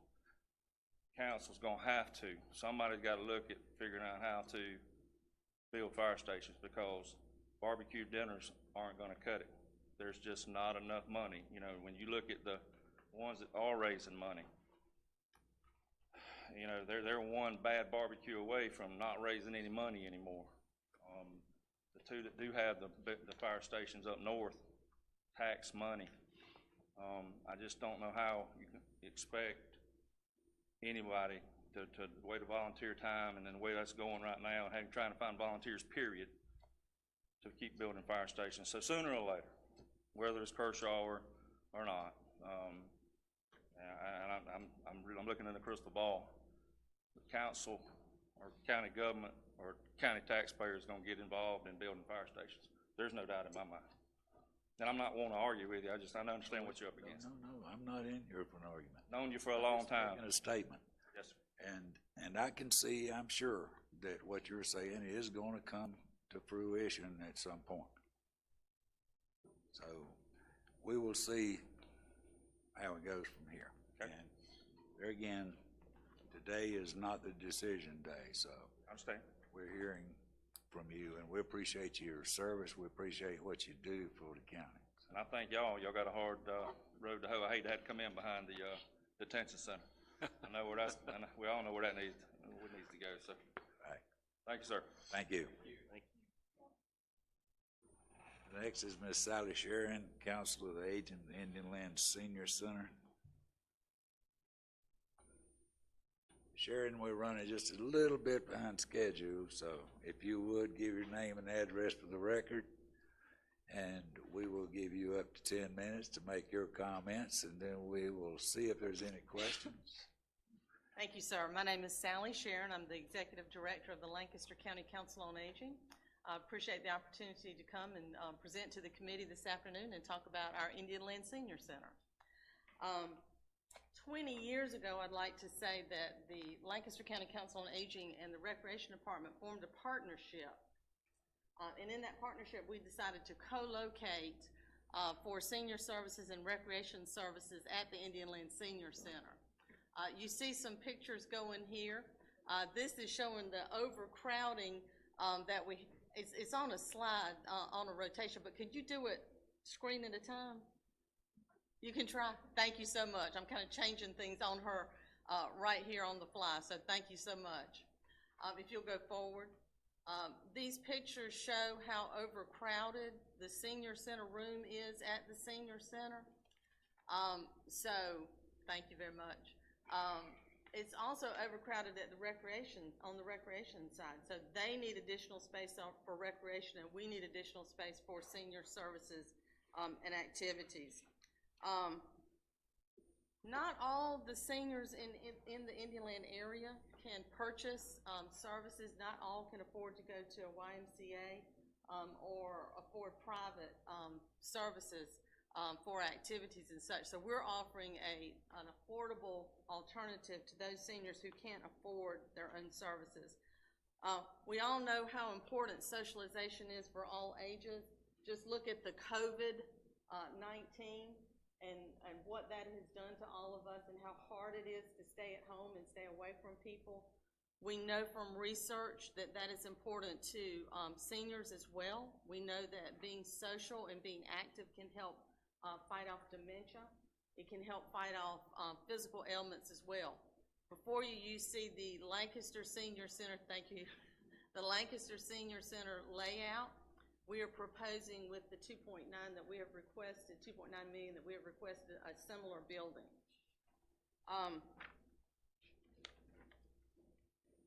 We've looked at various locations around the county or in the Indian Land area to talk about locating a facility, but of course we need the money to purchase land. We'd like to offer more activities for seniors at this facility. Currently, we have access to one room at a time. We would need additional rooms for breakout classes, such as a matter of balance. If you could go forward. We have classes called arthritis exercise that we'd like to provide. This is having karaoke in the senior centers.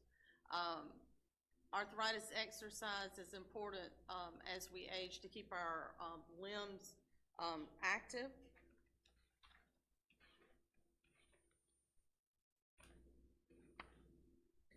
There are other services that we provide at this facility in addition to the activities that the seniors participate in. If you could go forward.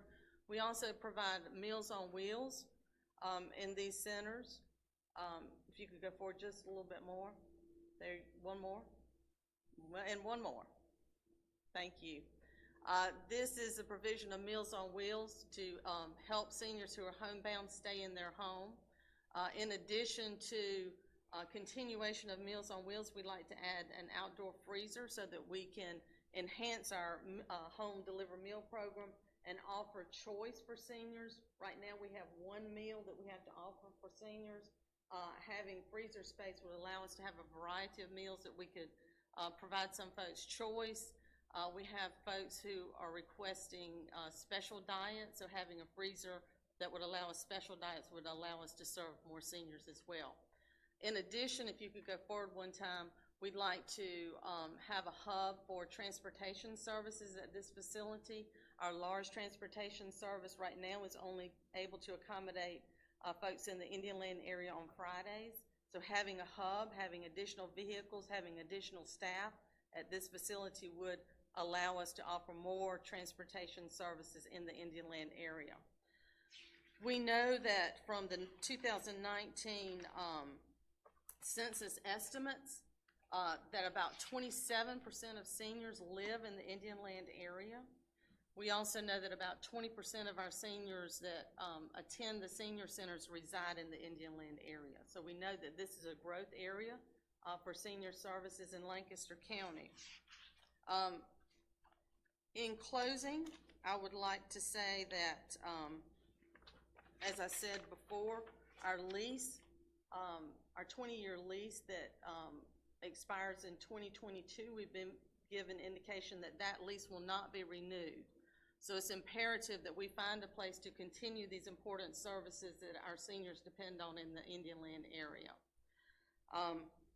And again, I'd just like to say that I think that as bad as COVID-19 is, I think it's a good demonstration how important socialization is and how needed it is for all ages of the population, including those seniors that we serve from the Council on Aging. So at this point, I'll open it up to questions. Questions?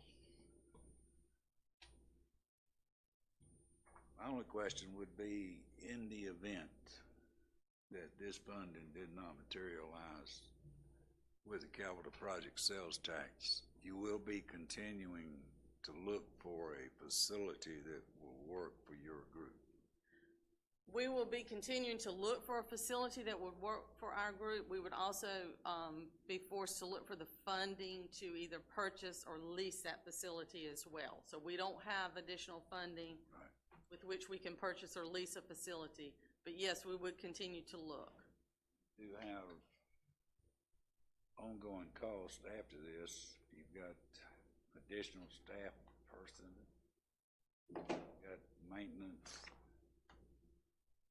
totaling somewhere in the $60,000+ a year range. Right. Are those funds being provided by another source?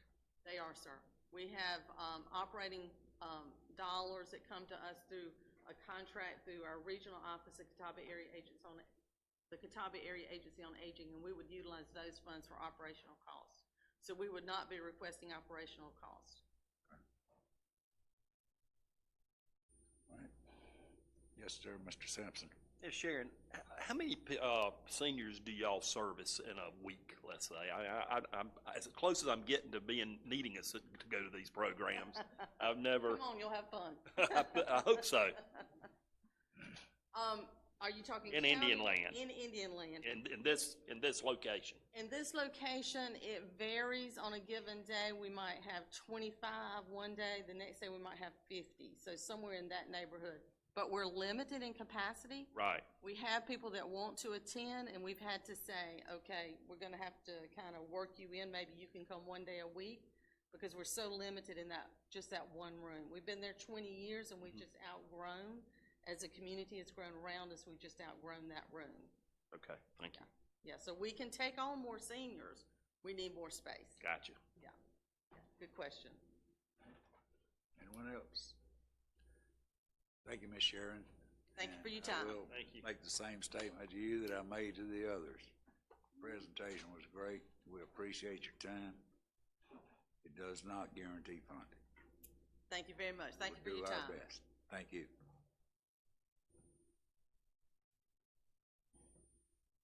The next is Highway 521 widening project. Brian Carnes and David Hooper. And I don't see either one of them. Here we come. They were in a different location. Ms. Carnes, you're well known, but if you will, give your name and address for the record, and you'll have up to 10 minutes to make your comments. Thank you, sir. My name is Brian Carnes. I live at 128 Wade Carnes Lane, Indian Land, South Carolina, 29707. Mr. Chairman and esteemed members, I'd like to thank you for the opportunity to be able to present to you today. One of the things I'm going to talk about today is probably one of the most costly infrastructure projects we have facing us in the county, or somebody has facing us in the county. Highway 521 is the backbone of our county and part of an economic engine that drives growth and development. Unfortunately, we have reaped the benefits in the past that it has to offer, but we have had little regard in making sure that it remains drivable for our citizens. We are in historic times, and the next couple of years present opportunities for cost reduction in both paving and in construction. Times like these call for visionary practices that will allow us as a county to invest in two of our most pressing infrastructure needs. I feel that I'm in a unique position to be able to comment on both of these, since I serve as the county's representative for RFATS. I've also served as the chairman for RFATS, and I serve as chairman for the Public Safety Committee. I know that both of these projects are vital and need to be addressed, and they both need to be on a final list of recommendations that this committee makes. Sheriff Fell has or is going to make a presentation about the detention center. I think it's something that we definitely have to have, we definitely need. We can accomplish working on both these projects as well as other projects to be presented today by being willing to utilize tools that we have at our disposal. By utilizing an installment purchase bond to finance the detention center, we can access what are some of the lowest cost of financing that we have seen as a county. This would allow us to build a new detention center now, while stretching out the cost over several capital project sales cycles. We owe it to our citizens to be good stewards of the monies we have available in order to meet the infrastructure needs that most affect our citizens. Roads have always been the backbone of successful capital project sales tax programs. We have no further to look than to our neighbors in York County. I believe they're on sales tax project number 7 now. By wisely mixing in road projects in every sales tax program, we can accomplish the need to maintain and update our roads, as well as to integrate important infrastructure needs such as the detention center. I'd like to talk about first some population and employment projections for the Panhandle. The numbers that are on the slide as far as percentage growth are inaccurate. They were taken as a part of another slide that RFATS had put together, but those actual numbers are for total population from 2015 to 2045. We're looking at a 245% growth in that time period. For a total employment when the Panhandle, we're looking at about a 254% growth. So things are congested now. They're going to really be congested later, which I'll show you shortly. I know the little color chart's a little hard to read, so I'll tell you what all those mean. The dark green colors represent 1,000 or less in population. The light green is 1,000 to 2,000. Yellow is 2,000 to 3,000. Orange is 3,000 to 4,000. And red is greater than 4,000.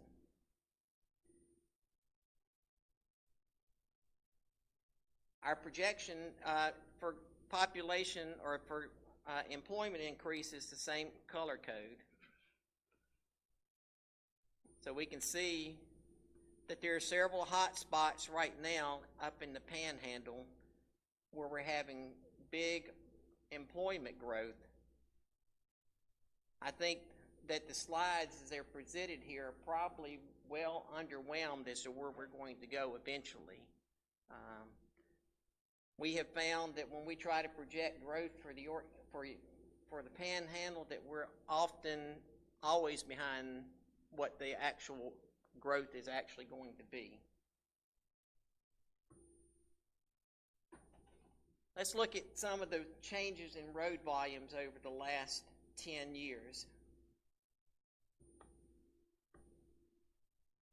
Our historical road volumes from 2009 shows that around the Highway 75 corridor, we had approximately a little over 14,000 cars per day, with 4,600 of those cars coming from Highway 75, which would be coming from North Carolina.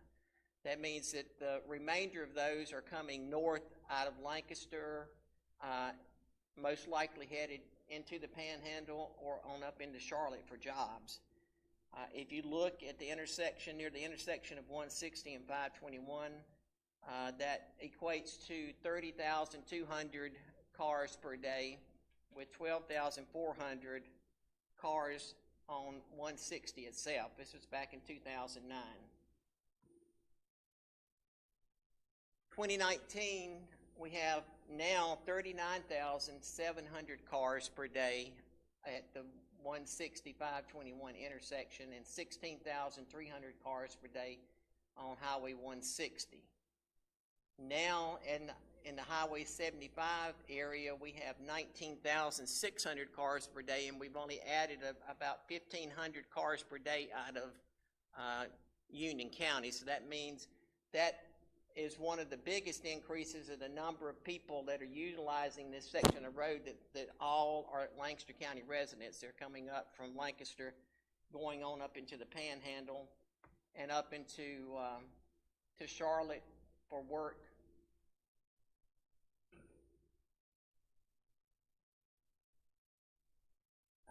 Next, after we'll look at some travel demand slides for what the road network is going to look like in the next few years. One more time, Sherry. If you look on the left, shows the model for the 2015 population. Anything that is red in that section is bad. That means there's congestion. We look at the 2045 model. We have congestion pretty much from Van Wyck Road all the way up into North Carolina. We have sections of Highway 160 that are very congested. We have Dobie Bridge Road that is congested. Population and traffic are straining our resources in the Panhandle and also straining our ability, or will strain our ability in the future to be able to provide good places for people to come and work in our community, because they're not going to be able to get around. They need to be able to get around in order to make us a good place to work and live and play. Finally, we've got cost details. These are about 3 months old. We got these around February, March of this year, so some of this probably doesn't affect or doesn't reflect what we would see or what we're seeing now because of what's happened with COVID. The SCDOT is already saying that for the next couple of years, that the projected projects they had are going to have to be cut because the amount of gas tax that we are currently collecting is down because of COVID. So with that projection of that gas tax being down also comes a good side. If we have money that we can put into roads, we're going to pay less for doing that because there's going to be less demand from SCDOT, North Carolina DOT, for those work crews that have built up, and we'll be in an opportunity where we could step in and actually get construction work done, paving work done for less than what it probably would have cost. The projections that RFATS did in conjunction with SCDOT, if we were to look to either two-lane or do some kind of combination of road expansion in the Panhandle, whether it's a new design, there's a lot of new cutting-edge designs out there now where you can utilize the same space you have now, but it cuts down the access, it uses turnarounds and things like that to be able to actually move the traffic more efficiently. But the cost assumption at that point in time is $6 million a mile, and you have 8.5 miles from the state line down to Highway 75. So if we were to look at trying to do this whole project right now, it would be roughly $60 million. We ask that RFATS prepare an estimate of just doing a project from the state line down to Marvin Road. You know, when you've all heard the old adage, when you've got an elephant, how you're going to eat it, you have to take small bites one at a time. This would be a way that we could take small bites and start that infrastructure improvement while still being good fiscal stewards and allowing other projects that could be coming into the county that would need to be funded as well. We could actually extend that if we got good cost on the paving, so that we could be able to take a bigger bite out of that. But if we have to wait another 20 years before we do something on Highway 521, we're going to be at a complete standstill. I know that there's a big focus more on trying to do things for county roads, but I can be up front with you. The normal county road that we have in this county touches very few people.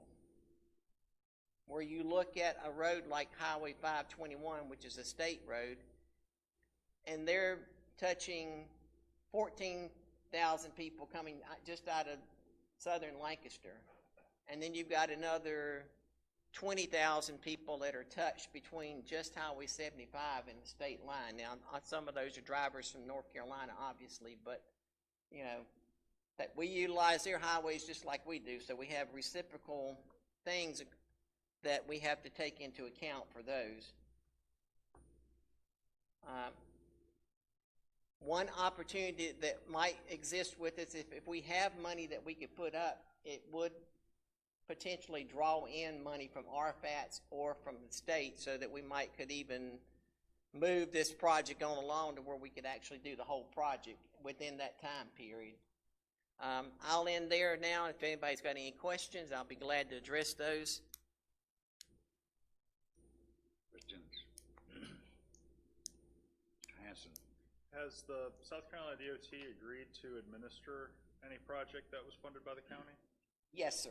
We have talked to them about that. They were part of these discussions when we were putting together the numbers and things.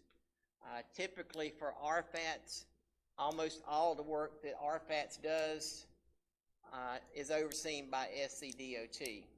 York County does do some of their work that they oversee for smaller roads and stuff, but any major project is overseen by SCDOT. What do you think the possibility of getting money from RFATS or the state to do the whole thing? I think there is a possibility there's at some point in time. Right now, most of the funding that RFATS has is already committed to 3 interchange projects on I-77. Yeah. And the hope is there's a SIB application that has been put in place to try to do those interchange. It's been looked at, it's been evaluated at, but it hasn't been voted on, so we don't know where that stands at. If that were to be voted on, then that would release about $55 million that could go back into the RFATS programming and be reprogrammed for other roads besides those intersection improvements. Thank you. Has the federal government stood up to offer any funding to do this, since that is a federal highway and it's managed by the state of South Carolina, but that's a federal U.S. highway? That's correct. And RFATS does get in federal money. All the monies for urbanized area are all funnelized through RFATS. So state, federal, local monies would go through RFATS and then would it be expended out. But currently there is no money that's come from the federal government that's specifically programmed just for Highway 521. Okay, and you mentioned York County, and there's, I think you said there's 7th capital project sales taxes in process today? Yes, sir. How much of that money is spent on anything other than roads? They spend very little on roads, other than roads. Yeah, it's all roads, basically. It was pennies for progress, and all the funding has been spent on roads, which, in our case, we don't do that. We use as much funding as we got available for roads, but we do other capital projects also, which I don't think we're looking at apples and apples when we look at Lancaster County CPST and York County CPST. So. Oh, I agree. They're about 3 times more money that they take in than we do. And they've been in it for a long, long time. So. And they're also about almost 3 times the population we are in Lancaster County. But I think that when we get to delving into federal highways that are maintained and controlled by the state, which the state does get federal funding for, then we should have some assurance that the federal funding is going to be used to assist us if we want to work on federal roads. The same way with state roads. If we're going to go out and do state roads, then they give us funding for it. That's great. If not, then we do county roads. I know that the CTC gets somewhere in the $1.2, $1.4 million a year from the state, but we are required to spend about 25% of that on state roads. The rest of it's spent on county roads. So I feel a little bit concerned when it comes to putting county dollars, even though a lot of these dollars come from other counties. I still feel a little bit concerned about spending them in an area where there are more dollars than we've got, but are not being utilized for that purpose. But there again, this is not the date that the dollar figures will be set. The commission is here to hear your presentation. You've done a good job. And I'll tell you, like I told all the rest of them, your presentation was super, but it does not guarantee funding. Oh, absolutely. I understand that. Any other commissioners have anything they'd like to add? I would say that you and I will have to agree to disagree on road funding and not doing state projects, because when you look at the amount of people that you can touch that's going to get the most benefit out of it, doing work on state roads versus county roads way exceeds that. And we do a lot of work on state roads in conjunction with Mr. Jeff Cato and CTC and the local SCDOT. They do work together quite well, getting a lot done. So, and we understand that it goes back to that old saying, if you scratch my back, I'll scratch yours. So by helping SCDOT out of a bind occasionally, we get additional funding from them for some other reason, but we won't go there. But we do appreciate them. All right, thank you very much. We will take it into consideration, believe me. All right. 'Cause we do understand what's happening in Indian land. We're all a part of it. I've been here all my life. I've seen it go from zero to where it's at today, so. Okay, All right. anything else? Thank you. Thank you, Brian.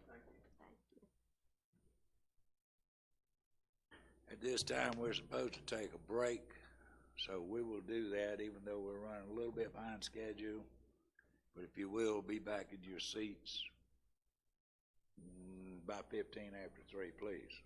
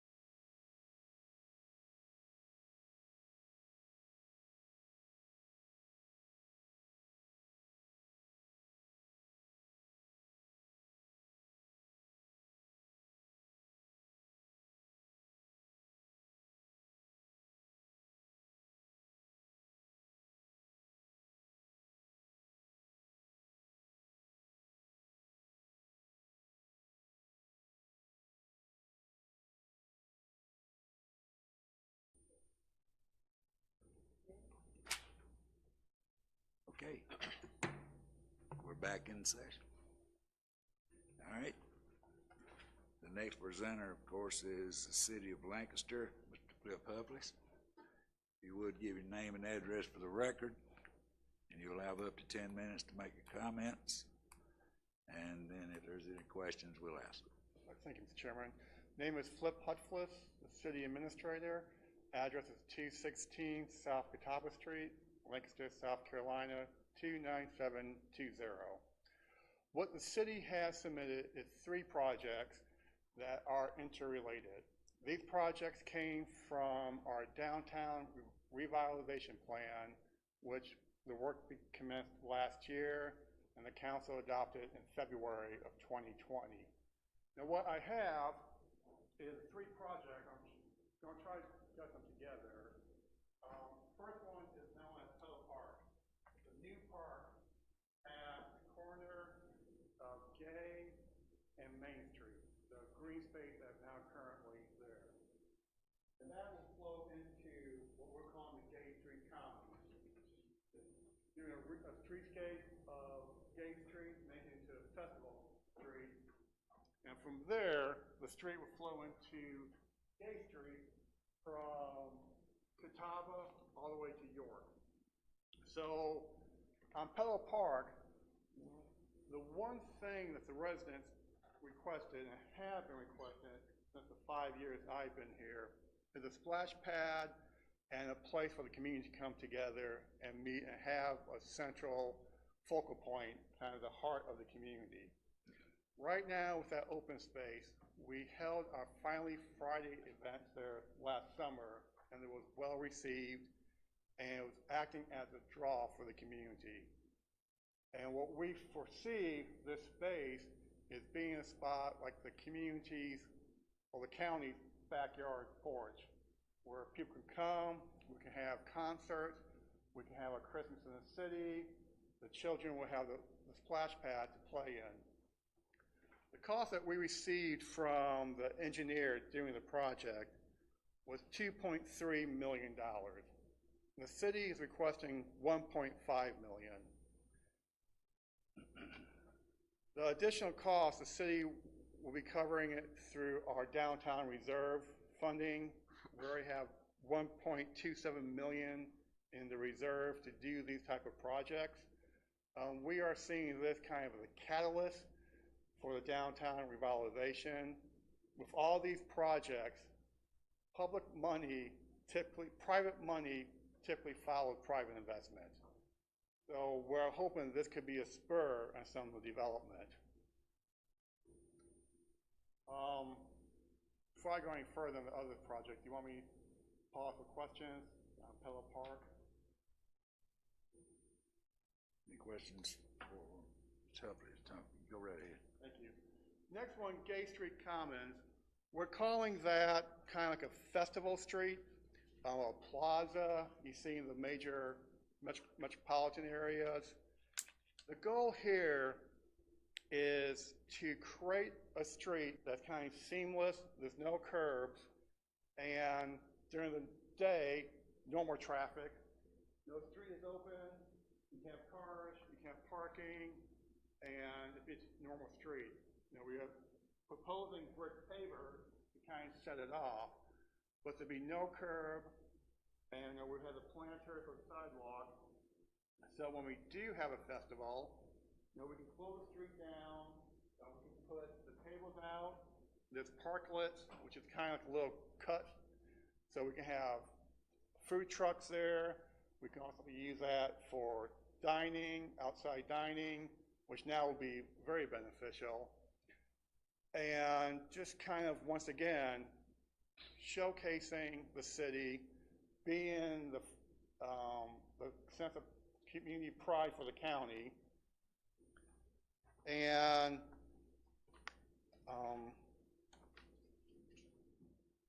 actually, I'm sorry, and all throughout the year, we continually have festivals. In May, we have the Red Rose. June, we do the Ag Art Kickoff. We're going to try start revitalizing the art crawl again in September. October, there's the Oktoberfest. December, we got Christmas in the City. March is the Red Brew Fest for St. Patrick's Day. In the summer, we have our Finally Fridays. And this will be the festival point, trying every month have an activity that's going to bring people to the city and to the county. For example, the Red Rose Festival, every year we have about 20,000 people that come to downtown Lancaster. 20,000 people shopping, eating out, and just seeing what the city has to offer. And it's just another way for us to kind of spur development. I can see the building across the street by the laundromat, the old Bank of Lancaster, having this activity or this festival street can make it become something the private owners are going to be willing to make an investment. Now I have something when we're going to do a boutique hotel study is this is something that's bringing people downtown every month as an activity. They're going to need a place for them to stay. They are going to need other establishments to eat at and entertainment. The cost of that project is $2,458,000, basically $2.5 million. Now we will have to pull out some. We have money set aside for public arts and street lights, but the city is still going to spend probably about $1 million. So that funding will be, that cost will be absorbed by the city. This is a project that we will apply for the Community Development Block Grant as a streetscape project. We will use some funding, either through a revenue bond. One thing, beginning of the year, the city was looking at was establishing a local accommodation tax to kind of generate additional revenues for us to put these projects together. That has been put on hold for a year to kind of see what is happening with the economy. But I still see in another year or two, the city's putting in a local accommodation tax to kind of fund these projects. So the city is not asking, 100% funding from the capital sales tax. I mean, we understand it's an investment and it's a community partnership, and to work together and trying to come up with something that's going to benefit the county. The one thing too is businesses, industry, when they come to look at a potential site in the county, they come to Lancaster. This is a county seat. This is where they come to look. And this is where I'm planning not for the residents we have today, but for the residents for the next 5, 10, 15 years. Both the Gay Street Commons and the streetscape is one thing we're recommending in the plans is to put a bike path in. And we've done a path on White Street when they repaved that. We're looking at putting the bike paths down Wiley and Gillsbrook and tying it all into the Greenway. This is an opportunity for us to showcase and to have, the young entrepreneur generation to have something they want, for them to go, wow, this is a really cool city. This is what I'm looking for, and this is what I need. And that kind of goes over into the Gay streetscape. This is going to be our cultural corridor. We have, Springs House, the old jail, the old library, the work that's being done on the council, the Cultural Arts Center, and what we're proposing is to create a street that has the trees, period lighting, resurfacing the road, have dedicated parking, have a 12-foot walking sidewalk that has a bike trail, that has elements that showcase our culture and history. And once again, all this blends into, just being that new NODOD, that new area where we're something different and something that people are going to want to be here. And not just attracting future residents, but the current residents. I mean, people that are looking for a downtown, that want to experience the small town living, whether it's coming out to a cultural event, whether it is just walking and feeling a part of a downtown, the vibrancy of a downtown or a cultural hub. The Gay Street streetscape is costing $3 million, excuse me, $3.6 million. The city is requesting $3 million because of the scope of the project, and the majority of our funding is going to be focused more on the Pillow Park, Gay Street Commons, and another project we're looking at doing is a farmer's market near downtown as well. So we have a lot of projects going, and this is what, coming from, once again, the downtown revitalization plan, the citizen comments, the citizen surveys we did, and just that is what we came back as a want of the area, the residents. I know it's quick and fast, but just trying to give you guys kind of an overview and have opportunity if you guys have any questions or more information. Questions? Mr. Williamson? A few questions here. Will these projects be built simultaneously? It's going to depend on fundings. The way I'm looking at it, it's either going to be like 7 years or 30 years. If we have to do this all ourselves, it's going to take us a lot longer. If I had to say, it's a one project, or I know, with the funding and the uncertainty of the sales tax, if there's just one project we have to do, to get funding, it'd be the Gay Street Commons. Obviously, I'd love to have all three funded, but there are a lot of great projects out there.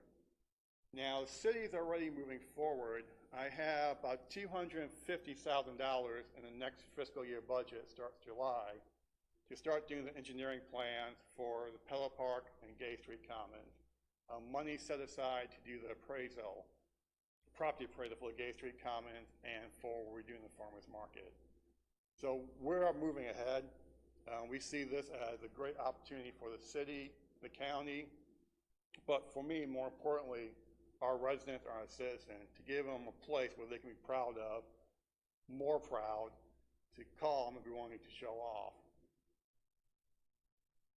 Do you have the site for the farmer's market already? No, because that's one we're not requesting capital sales tax funding for. But we're looking at White and Gay. So my long-term plan is, once we have Pillow Park, we do the Gay Street Commons on the east block, 200 East Block, extend that will connect to the farmers market where we have activities for the children as well. Then from there, across the street, I want to build a pocket neighborhood, and all this will kind of just fit together. And I'm thinking too, with the growth of MUSC and getting residents in, little cute pocket neighborhood for them. They can walk to the farmer's market, they can bike to the hospital, and just having a nice community for people living downtown. Any further questions? Well, we appreciate it. I appreciate your time, and Thank you for the you guys working on this. presentation, and I'll make the same statement that I've made to everybody. That the presentation was great. We appreciate your time. It does not guarantee the funding. I understand, and thank you for your time, and if anything else, don't hesitate to contact me. You too. Thank you.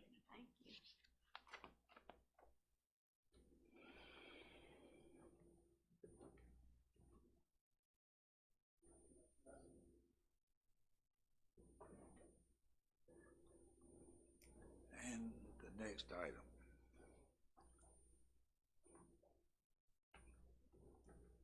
Here we go.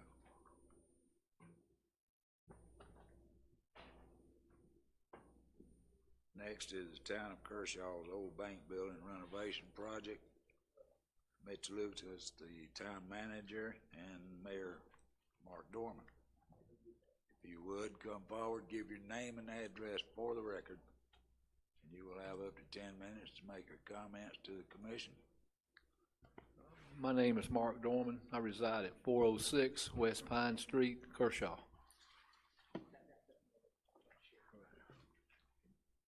Mitchell Lucas, 205 West Stevens Drive, Kershaw. Thank you.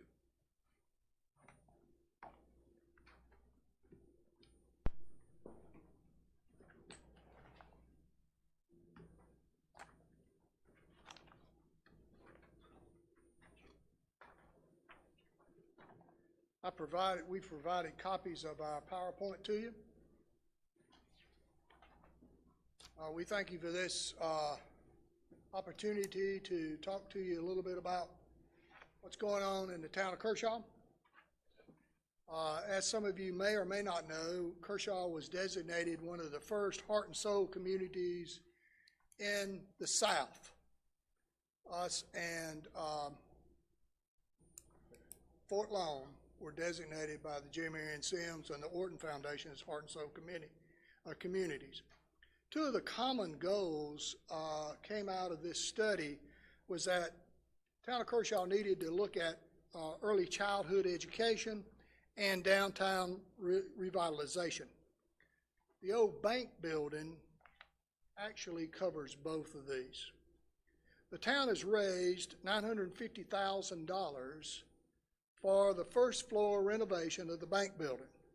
That will be the Clyburn Early Childhood Center. It was originally purchased by the town in order to do this. And why we did this was twofold. First and foremost, it looks bad. Second, the county has purchased the Wells Fargo building and is building the Kershaw branch of the Lancaster County Library right next door. So this will be an educational setting for the citizens of the greater Kershaw community. We're looking at trying to renovate the second floor as a citizen service center. Let me tell you why why we need this. As far as 2019-2020 information, there were 1,181 kindergartners served in Lancaster County School. There were only 228 preschoolers served, and this could include 3-year-olds.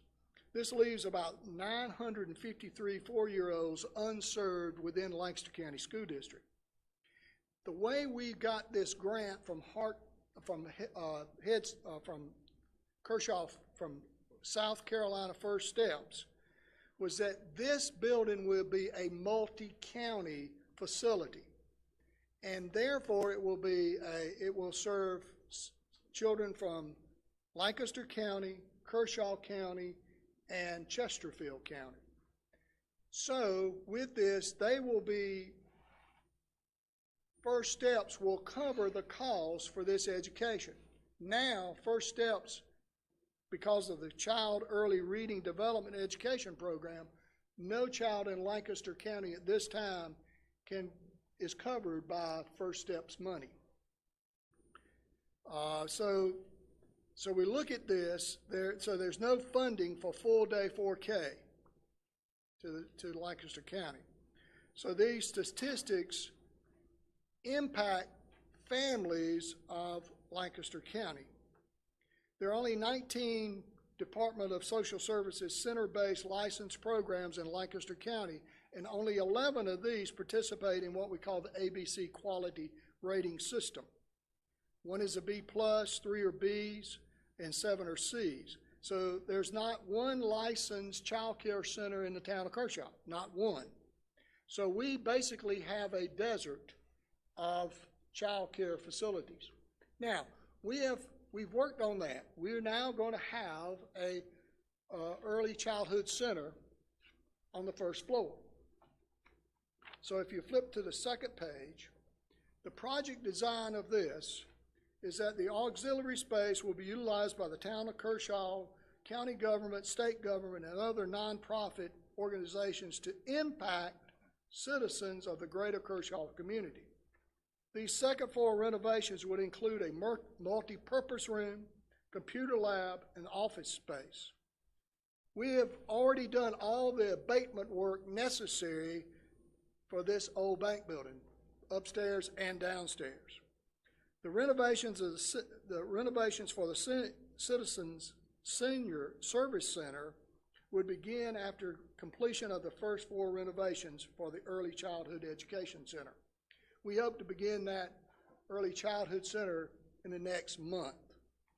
Estimate of renovations will take about 30 weeks for the first floor. If you look at the next page, you'll see the architect's design of the second floor. You'll see a computer lab that citizens can use. You'll see a multi-purpose room, and then you'll see a number of office spaces with handicap access through an elevator. That's the most expensive part of this program or the project, is the elevator to do ADA handicap facilities. Now, if you flipped over to the next page, the capital and community impact. The Lancaster County Government Annex, located outside the town limits, has historically housed the Kershaw Branch Library, and as I mentioned before, the Lancaster County Council on Aging and the EMS station. The Kershaw Branch Library is relocating to the hub of downtown and will be a block from the requested Senior Service Center. Another grant proposal is slated to move the Lancaster County Council on Aging Center to the Marion Bone Community Center. The town of Kershaw is leasing the first floor of the Educational Childhood Center to Lancaster County First Steps program, and would like to offer the same opportunity to Lancaster County. If you flip over to the next page, capital and community impact. As I said before, the town of Kershaw is a heart and soul community and one of the first southern towns with that distinction. This early childhood center with the added second floor with the Citizen Service Center and the new location of the county library places Main Street of Kershaw on an educational cornerstone, and it will assist with downtown redevelopment. The top floor of the old bank building will provide the needed space for better serve all the greater Kershaw community, especially the veterans and those considered to be at-risk residents in our and surrounding communities. The cost. The town of Kershaw estimates the second floor renovation of the old bank building to be about $1,075,000. The town of Kershaw is committed to providing approximately 10% toward the cost of this renovation. The town of Kershaw estimates the annual cost to be about $13,000 per year and will be covered in the town's budget. Now, questions for us? Any questions?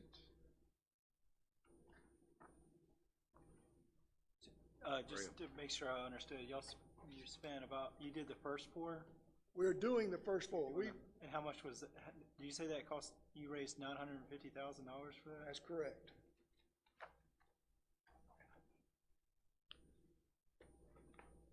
Anyone else? Gentlemen, we appreciate it. All right, thank you very much. I'll give you the same spiel I gave everyone else. We do appreciate your presentation, and we understand your need, but your presentation does not guarantee the funding. We understand that. We will be looking at it. Thank you very much. Thank you for your time.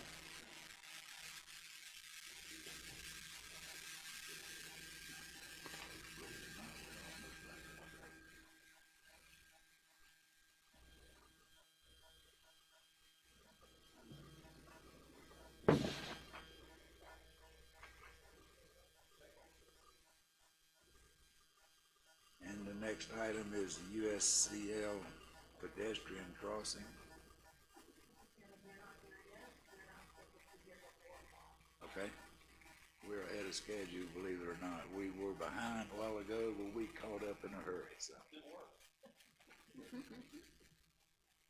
So I guess it would be a good time if anyone needs to take a break. Now would be a good time to do that, and we will avoid it in a little while.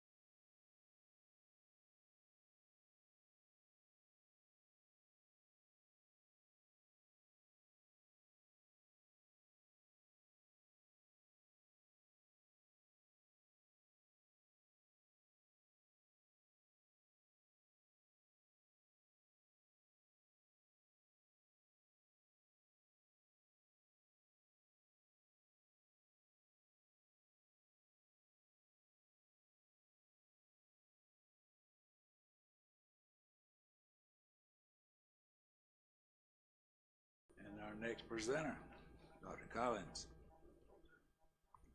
USCL pedestrian crossing. You will, sir, state your name and address for the record. You'll have up to 10 minutes to make your comments. The commission may have questions for you following that.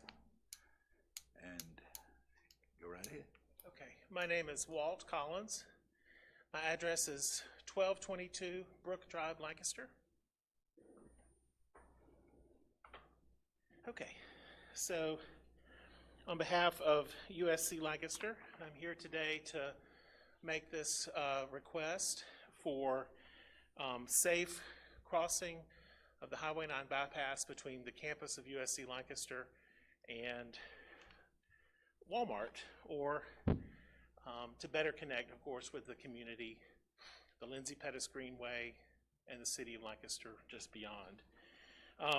Many of you know that USC Lancaster is celebrating its 60th anniversary this year as the academic year winds down.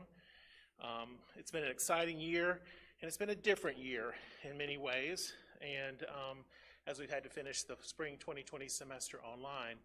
But I thought I would include a couple of excerpts from our mission statement that guides what we do on the campus, and I'll point out a couple of things that have been a part of our mission from the very beginning 60 years ago, and those are the sections in bold. So we exist to provide higher education and intellectual leadership to our service area.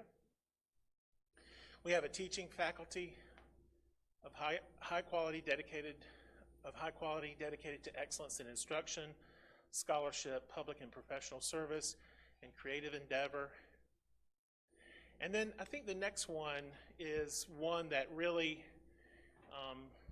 has kind of guided our way in the last probably decade, more so than maybe in times before, because since 2012, most of you know that we've had a location on Main Street here in Lancaster, the Native American Studies Center, which was a project that we undertook with the city of Lancaster.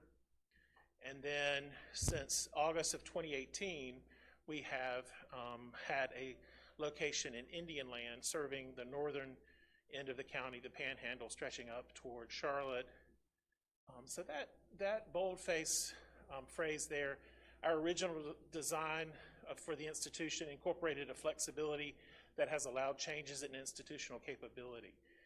That part of our mission is one that allows us this flexibility to do these things, to reach out, and in that context, we ask for support in bridging the community through this safe crossings on Highway 9 bypass. And then finally, a respect for racial, geographical, intellectual, and economic diversity, and an awareness of individual, societal, and global responsibilities. So the project description, and I understand since this PowerPoint was put together that studies are off the outside of the request. So we would like to design and develop a plan for safe and defined pedestrian and biking cross points across Highway 9, of course, between our campus and University Place Shopping Center and beyond, as I mentioned earlier. This will allow for safer and defined access for crossing, and overall enhances the connectivity of our community. The capital need, so this contextualizes a little bit of that need. Most of you know that Phase 1 of the Lindsay Pettis Greenway is nearing its completion, should be finished later this year. And there's been a desire expressed by a wide swath of community citizens, leaders and citizens from the Town Gown Advisory Group, which is on our campus, and elsewhere for better walkability and connectivity between the campus and the city of Lancaster. You also know that the city's downtown revitalization plan has been approved, and it's now, this is the best time to kind of look at the synergy between the plan that USC Lancaster is working on, our campus master plan, which will be finalized in June, and then see where there are connection points between our plan and the downtown plan. And then, of course, the project is the safe bypass crossings based on recommendations from South Carolina Department of Transportation with continued input from Boudreaux of Columbia. I mentioned our campus master plan. Boudreaux Group is the consultant working on that plan right now as we finish it up in the next month. And then also Keck and Wood. And so in the proposal, there were some conceptual designs of surface crossings as well as the possible location of an elevated crossing. Benefits to the greater community are numerous, and you can see here, it all has to do with walkability and connectivity. So these safe access points and crossings will connect the community, including downtown, and to the campus by the Lindsay Pettis Greenway through defined paths and sidewalks. Community members will have access through our Free to Actively Enjoy community program, and I've listed there in those bullet points several aspects that the Free to Actively Enjoy program provides. Community membership, it will connect the community to membership programs and activities of the Gregory Family YMCA located on our campus. It will connect the community to collegiate soccer venues for the USC Lancaster men's and women's soccer matches. It will connect the campus community to the Lindsay Pettis Greenway, so going south from the campus. It will connect the campus community and those who reside in Lancaster Commons and University Place. Those are primarily student inhabited apartment complexes, to shopping and food both at University Square and in downtown Lancaster. It will connect the campus community to Doomsday Corner, which is our baseball venue, as well as Lancaster High's baseball venue, the Native American Studies Center, and any potential future USC Lancaster sites in downtown via the Lindsay Pettis Greenway, Constitution Park, and the White Street biking lanes and sidewalks. In a larger context too, it will connect the subdivisions of College Place, Gregwood, and those soon to be under construction behind Gregwood to the Greenway and to downtown. Our request is $5 million to develop these safe pedestrian and biking crossings in collaboration with the South Carolina Department of Transportation. Other funding sources, potential funding sources, the state of South Carolina as a state agency, USC Lancaster does the CPIP process or capital planning process, and we can request money of the state for this kind of work as well. And we can also, we envision involving key commercial locations in these commercial districts, such as Walmart and perhaps even some commerce downtown. And I'll be glad to answer any questions, or try to, that you might have. Questions? Yes, sir, Mr. Hanson. Dean, what proportion of the overall cost is that overpass? So based on similar overpass that was constructed at the USC Aiken campus about 6 years ago, this would probably be 80% of the total request. Theirs was about around $3 million. That 5 or 6 years ago. This would be 1 to 2 million of everything else, and then. Yeah.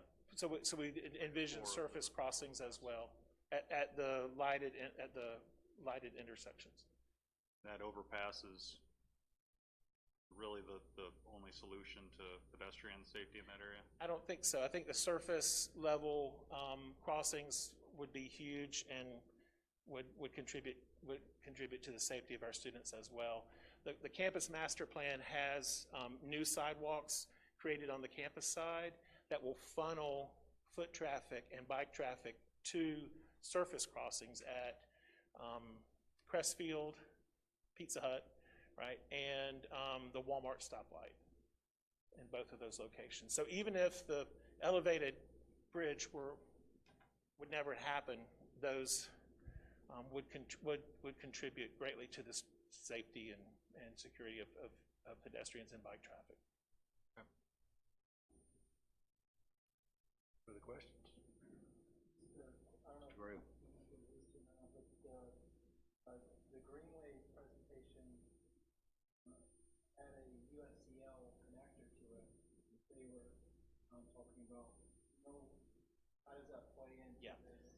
So we've worked with them to kind of understand the best way to connect.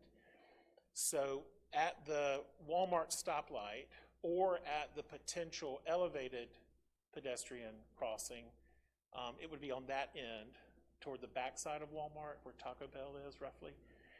So there would be a spur off the Lindsay Pettis Greenway that would come up, and then newly constructed sidewalks on the south side of the bypass would then connect to that spur. Yeah.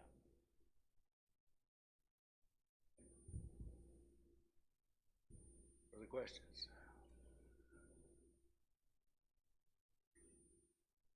Okay. That will get that one. You want to get the next one while we're at this? I will. I'm waiting on Tim Hallman. I don't know if he's sitting here. right over there. Okay. Tim, if you would, give your name and address for the record, please. Thank you. I'm Tim Hallman. I live at 2370 Shiloh Unity Road. I've lived in Lancaster all 62 years. That's long. And I want to start by saying how much I appreciate the work that y'all are doing. I serve on several boards throughout Lancaster County and one in Columbia, and you know, every request, people have heart behind it, and it's a lot of work you're doing, and I really appreciate it. Our request is for USC Lancaster, a proposal.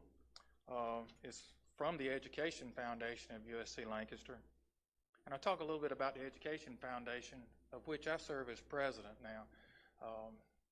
Get to work with Walt a lot, and I appreciate all that he does, but the mission of our Education Foundation is to solicit, receive, manage, and disperse funds for the advancement of the interest of the University of South Carolina, Lancaster, and will support the Commission for Higher Education of Lancaster County and the administration at the Lancaster campus. These funds will be used for student scholarships, faculty development, the building and maintenance of physical facilities on the campus, and other needs that may become apparent in the future, which I will get to shortly. So our project description, we're asking for funding to complete, and I'll do as Walt said a while ago, I'll strike the word study because we know we can't do that one. So complete the plan and implementation of a state-of-the-art health education facility in Lancaster. This allows for the planned growth of the current USC Lancaster Bachelor of Science nursing program. We'll provide space for collaborative health education programming with several other partners. One thing I'd like to say about, I serve on the Board of Visitors of USC in Columbia, and when I'm down in Columbia, one of the main topics I always hear about is our nursing program here. It is one that people admire. It's an amazing program. It's a program where we have a waiting list of students to get in. It's a program that every student who graduates our program immediately has a job opportunity, and it's just a lot to be said about it. I'm going to speak on the next couple of slides. Tim is exactly right. In fact, last week we were made aware of the high ranking of the Bachelor's of Science in Nursing program at USC Lancaster, which is a collaborative program with the College of Nursing at USC Columbia.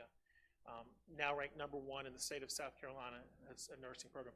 And by the way, our associate's degree in nursing, which is a collaborative program with York Technical College in about its 47th year now, is #2 in the state. So if you want to go to nursing school in South Carolina, it would serve you well to come to USC Lancaster, where both programs are ranked numbers 1 and 2.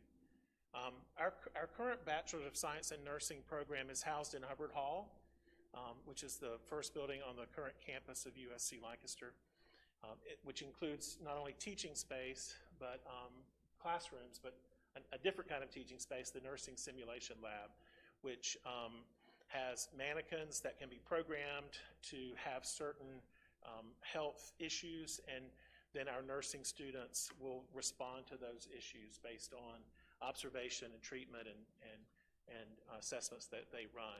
We're currently serving up to 48 BSN students, and these are 4-year degree students, so that's 24 juniors and 24 seniors for a total of 48 students. When they matriculate into the junior year, they become USC Columbia students. They never have to go to USC Columbia for any training, any part of their program. All of it can be done on our campus.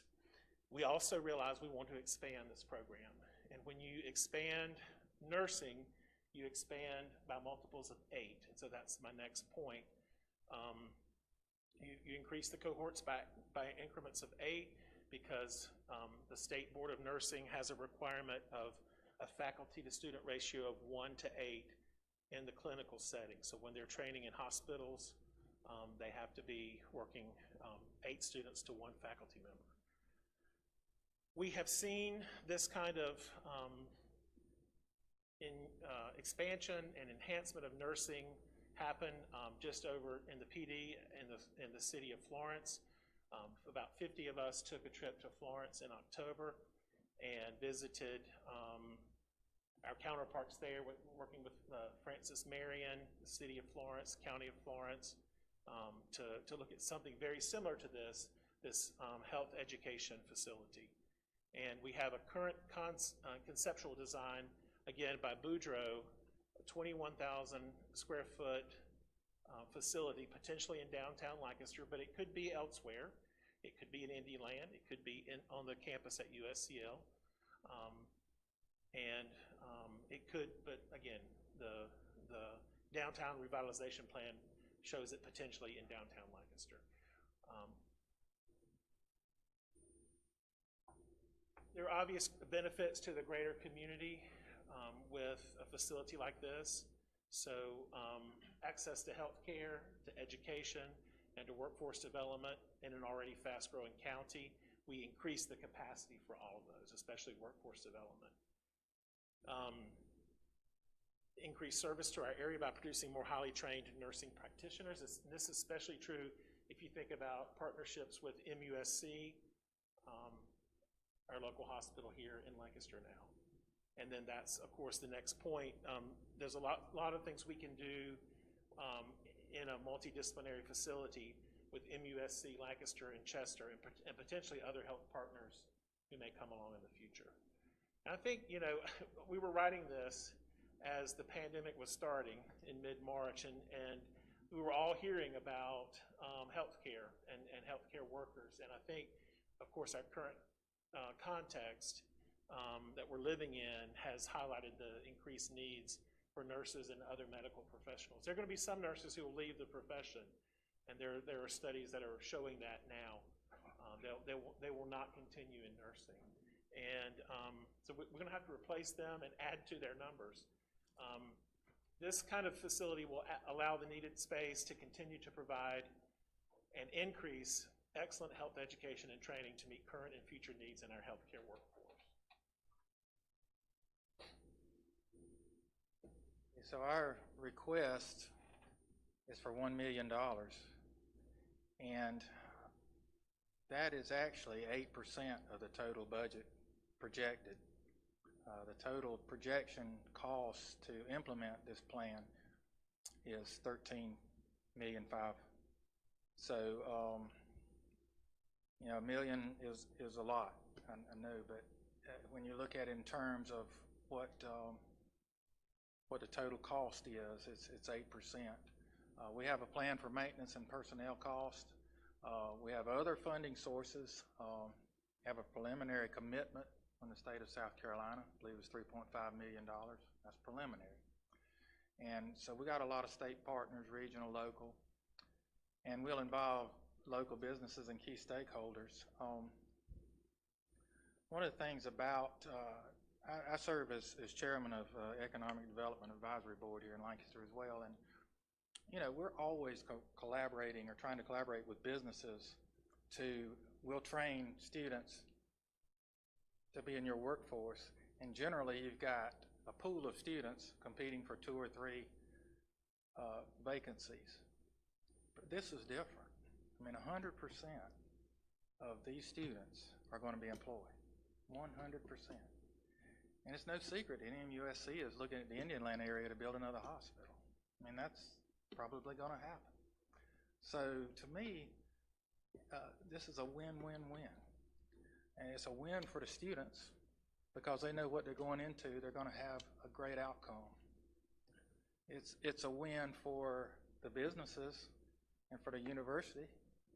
They know they're going to get employees. We know we're going to move students into that.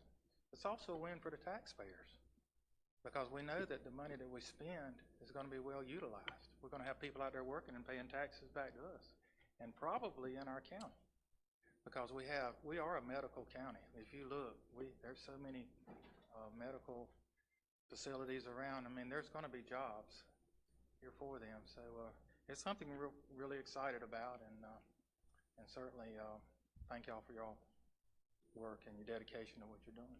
And we'll certainly take any questions. Question from Mr. Holman, Mr. Collins? I don't have a question, I just got a comment. Sir. The fact that we're just so highly rated is something that's a hidden gem. That's the first I'd heard of it, and I think that's really great. And you really aren't asking for a lot for what you're going to get from it, it doesn't seem like to me. Thank you. We all want to thank you. Not only do we thank the first responders, the nurses that are out there taking care of these people, but somebody trained them. They went to school somewhere. And to know that we're sitting on number 1 and number 2 makes us all feel better. And you guys are the ones who are responsible for that, as far as I'm concerned. I just want to add, Mr. Deese, that students are very successful. You can graduate with a Bachelor's of Science in Nursing, but you're not a nurse until you pass the National Board exam for nursing, the NCLEX. And that is, you may have seen it in the news recently, it's been delayed because of the pandemic. Our students have almost 100% passing rate on the NCLEX every summer. It's given in June. So that, like Tim said, if this is not workforce development, I mean, they go right to work. They have a job. The hospital can't hire enough nurses. So they are successful and they get a job. That's great. Anyone? Thank you, gentlemen. And I want to thank you as well. Thank you for your time and opportunity to speak with you today. I'll make the same statement that I made to everyone else. We do appreciate the presentation you've done, and we appreciate what you do. But this, of course, we've got a lot to do yet, and it does not guarantee funding. Sure, absolutely. We'll see where it goes. Well, thank you for all your time. Good to see you, Tim.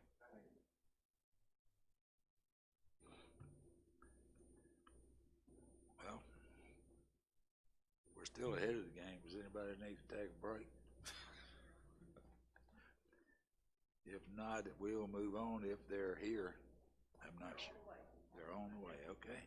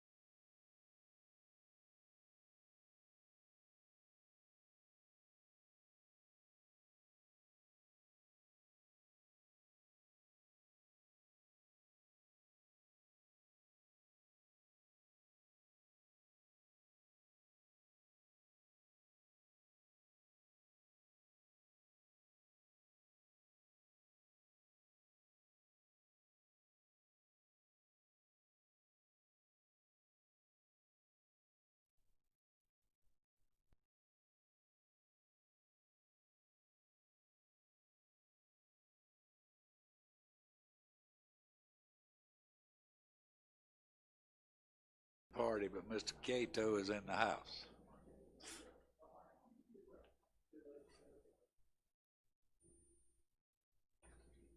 Next item is Van Wyck EMS Station. Mr. Clay Cato, if you would give your name and address for the record. You'll have up to 10 minutes to make your comments to the commission, starting now. Thank you, Mr. Chairman, members of the... Do you want those painted out? Yes, sir. Okay, give them Sheriff. Clay Cato, 1479 Carl Horton Road, Kershaw, South Carolina. Today I am going to talk briefly. I'm not going to use up a lot of your time. Most of the information that I have for you I submitted online. This is just kind of be a quick refresher. I did a very brief PowerPoint presentation. What this is this is a plan that we will need in the next 5 years, which fits into the 1% Sales Tax Committee very good, we'll say.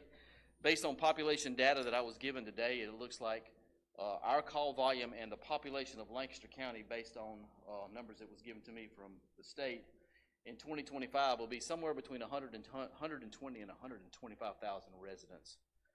At that time, Lancaster County will be running about 23,000 EMS calls, which is about 5,000 more than we currently are running at this time.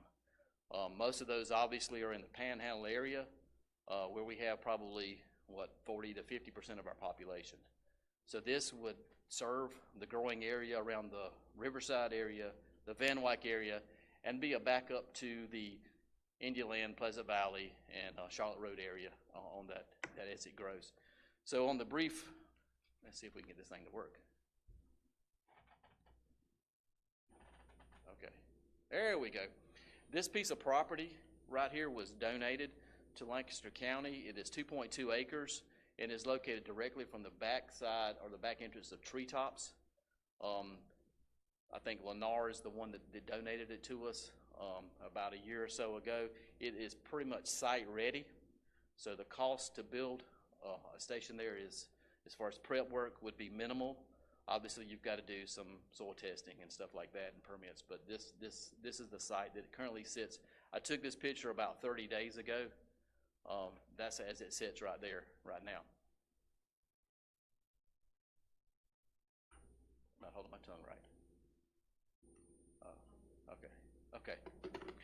This is just an aerial GIS map of it. As you can see, Treetops there located to the right, and the little blue square up there is the odd portion that is donated to the county. Like I said, it's 2.2 acres, and it does allow for what we are looking at as far as a drive-through around Bay. For that, those are for safety issues. This is just some basic data from the area. As we sit today, the Van Wyck area, in 2013, we ran 158 EMS calls in that fire district. Those of you are familiar with fire districts, and that's kind of the way we do call volume now. 2019, last year, we had increased to 516. Indialand Fire District, as you can see, in 2013, we were 921. 2019, we went to 2,548 calls. That is the busiest fire district in the county. It will soon overtake the busiest fire district, which is the city of Lancaster.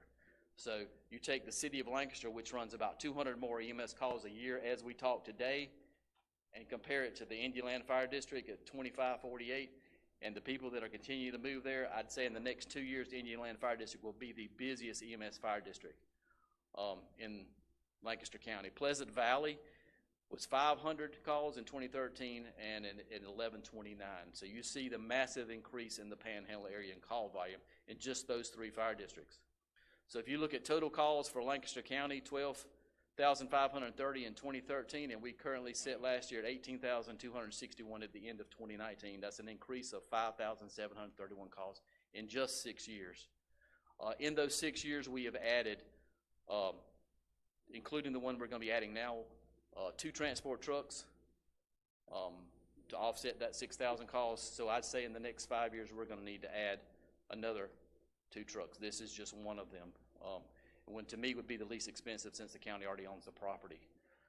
The next slide is just a visualization of where the stations currently are. The 2 blue Stars of life are where your current station sits. The orange one at the top will be replacing the second one. That is a new EMS 4 and 9 station. If you come down to right where you see where the word Charlotte Road, just to the right of that is where we're talking about putting, or just to the north of that, excuse me, is where we were talking about putting this other station. So we will be putting it right in the heart of where our population is growing the fastest and where I think we need it the most. Obviously, EMS is kind of what we call the invisible heroes. We're not highly visible in the public. We don't drive the big fire engines and the police cars, but we're there when everybody needs us. And usually if we're not there, they complain about why it took you so long to get there. So this will help public safety on the north end. I think it will help those residents that move feel safer. Currently now, we call Union County, we call Mecklenburg County, we call York County for mutual aid at least 2 or 3 times a day to bring ambulances into the county. And every day, including 3 and 4 times already today, we've sent a truck from Lancaster to Indian Land to run calls. So we're depleting the coverage in the city of Lancaster to provide coverage in Indian Land. And if we built this station with the new truck that's coming online in July, we would then have 4 trucks in Indian Land. The old rule of thumb is what we've gone through for years, is 1 ambulance for every 10,000 residents. So if we have 50,000 residents in Indian Land, we need 5 trucks. Right now, I have 2 as you and I talk right now. In July, we will have 3. This one could make 4. And that's all I have for Van Wyck, unless you've got some questions. Are you gonna put ambulances at the headquarters building that's under construction? There will be an ambulance there that will be able to be used by admin staff, but due to the cost to renovate that building to meet the fire codes and the standard that you would have to do for someone to be there 24 hours a day, it is not cost effective to do that at this point. It was supposed to a little over $1 million on top of what we already had just to add the ambulance to that station. So, and the station design, I think, is the last slide, Sherry. This design right here, if you take a look at this will look very familiar to the new EMS 4 and 9 headquarters on Old Bells. What I've done is this is a master plan. This design you can add to and delete from. So this is the same design as the 4 and 9 station. I just took 3 bays off the end and 2 bedrooms, shrunk it. So as we begin to build EMS stations in the future, we're going to use this same design. This design here has 2 bays and 4 bedrooms. So in 10 years from now, if you needed to add a 5th ambulance, you don't have to have any more capital money. You've already got it built. All you got to do is have the manpower hours to add it. So we're building for the future when we do this, as we did with 4 and 9. We built there. We can add another truck there down the road if the population goes. Let's assume that you've got the funding to build that station at Van Wyck on that property that you just showed us. You will make sure it's located on that property. Yes, sir. So that if expansion is needed, you can do it without any problems with encroachments and stuff. Yes, sir. It will be built, if I've got a choice, it would be built to this design right here. It's already approved by the architects, so we're going to save money on drawings already because we've already got them drawn. All we got to do is shrink it down. And again, it saves on capital in the long run. Questions? Questions about the Van Wyck? Yes, Mr. Hanson. I am ignorant about how existing EMS stations are built. Are they just paid for through the normal? Yes, sir. They're paid through the normal tax revenue, or in years past, we had development agreements. Part of the funding for the 4 and 9 is funded through a development agreement it would happen before I got here, and its funds were They gave the land, or they gave the land? They gave funds to build a building. The county actually paid for the land. Okay. Which in the most part, in the north end, obviously is the most expensive part. Of course, this piece of property that we're talking about in Van Wyck, the property itself was given to the county by a developer. The last station that we physically built was the Buford station, and that station, the county bought the land through that, and I'm sure you're familiar with that, Mr. Dees. Other than that, we haven't built EMS stations in quite a while. Okay. Any other questions about the Van Wyck station? Cato, you want to continue with the Heat Springs? I know it's basically the same thing. It's basically the same spill. Obviously, this will be a new construction on property the county already owns. This will be replacing a very antiquated station. This station was designed for a one-person station. For those of you like myself who grew up in the school system, had the portables outside. And when I went to AJ Middle School, there was a portable outside that was our library. This is the same size. This is a 14 by 44 building. It has 526 square feet. This is a front view of the building. It houses 2 medics. It normally has 2 ambulances under that bay to the left of that. It's not. This is a rear view. We've recently replaced some of the footing under the back. It looked really bad, so we were able to get a new storm door and some fresh. Oops. That's a side view of it as it sits right now, and it currently sits on a very small piece of property the county, I guess, owns. Does the county own that behind that, or is it Heat Springs? Okay, release it from the city of Heat Springs, right beside, or right behind the Heat Springs Fire Department. This is some current stats. EMS 7 is a 2006 modular building, 14 by 44. It has 1 bedroom and 1 bath. So I took the bedroom, and with ingenuity and construction, we made that 1 bedroom 2. So if you can imagine a single bed and a nightstand, and that's wall to wall. So when you get out of bed and if you stand up, you hit the wall in the bedroom on the other side. And we have some people who are a little bit bigger than I am, we'll say. The cost of the initial station when it was put up was $26,903. In 2019, that station was responsible for running 1,158 calls. In 2013, when I got here, it ran 701, and at that time, it was a one-person, what we call QRV station. In 2014, I converted it to the 2-person station. As it sits right now, when we have bad storms, we have to evacuate that building. It does not meet the county's emergency wind standards. So if you're a Gamecock fan and you hear the old saying, if it ain't swaying, we ain't playing, well, if it's swaying, we getting out. Luckily, we have a wonderful working relationship with the Heat Springs Fire Department, so our staff moved from the EMS station on one side of the property into the Heat Springs Fire Department on the other side until the storm passes. Also, if we just lose power, we have to evacuate the building because our trucks have to stay plugged up all the time to meet DHEC temperature regulations of our drugs and to keep our cardiac monitors and our other devices charged. Well, this station has no generator, so we have to leave the station. Again, I'm not going to bore you with the same call numbers.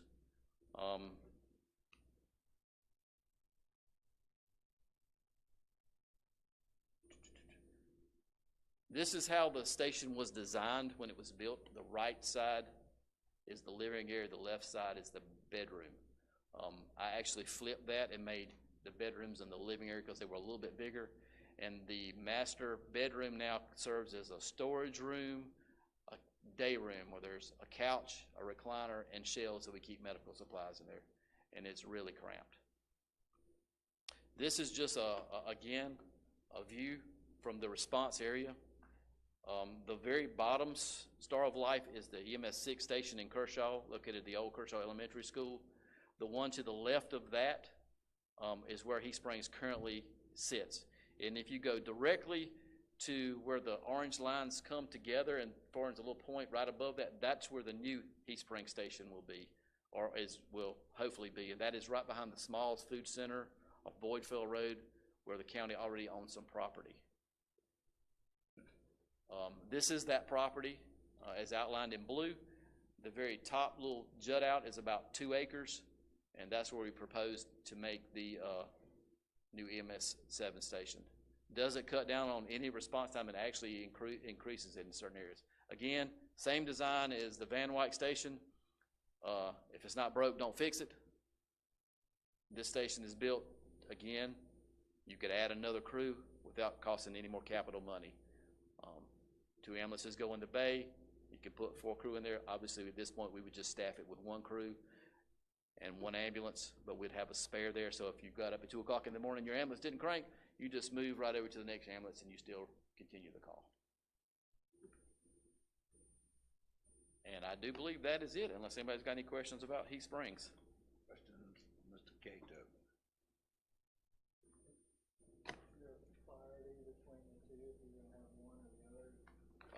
Yes, sir. The priority would be Heath Springs because the station that they stay in right now is absolutely terrible.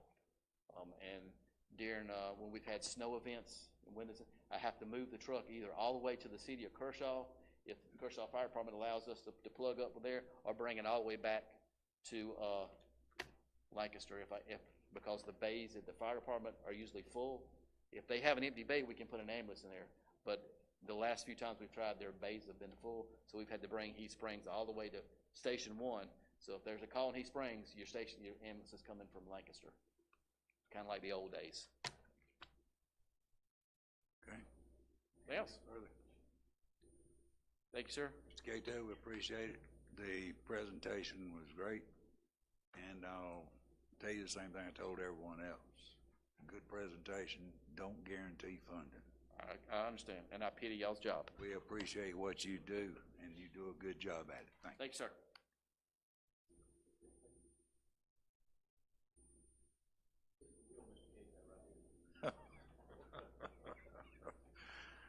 We're fixing to find out.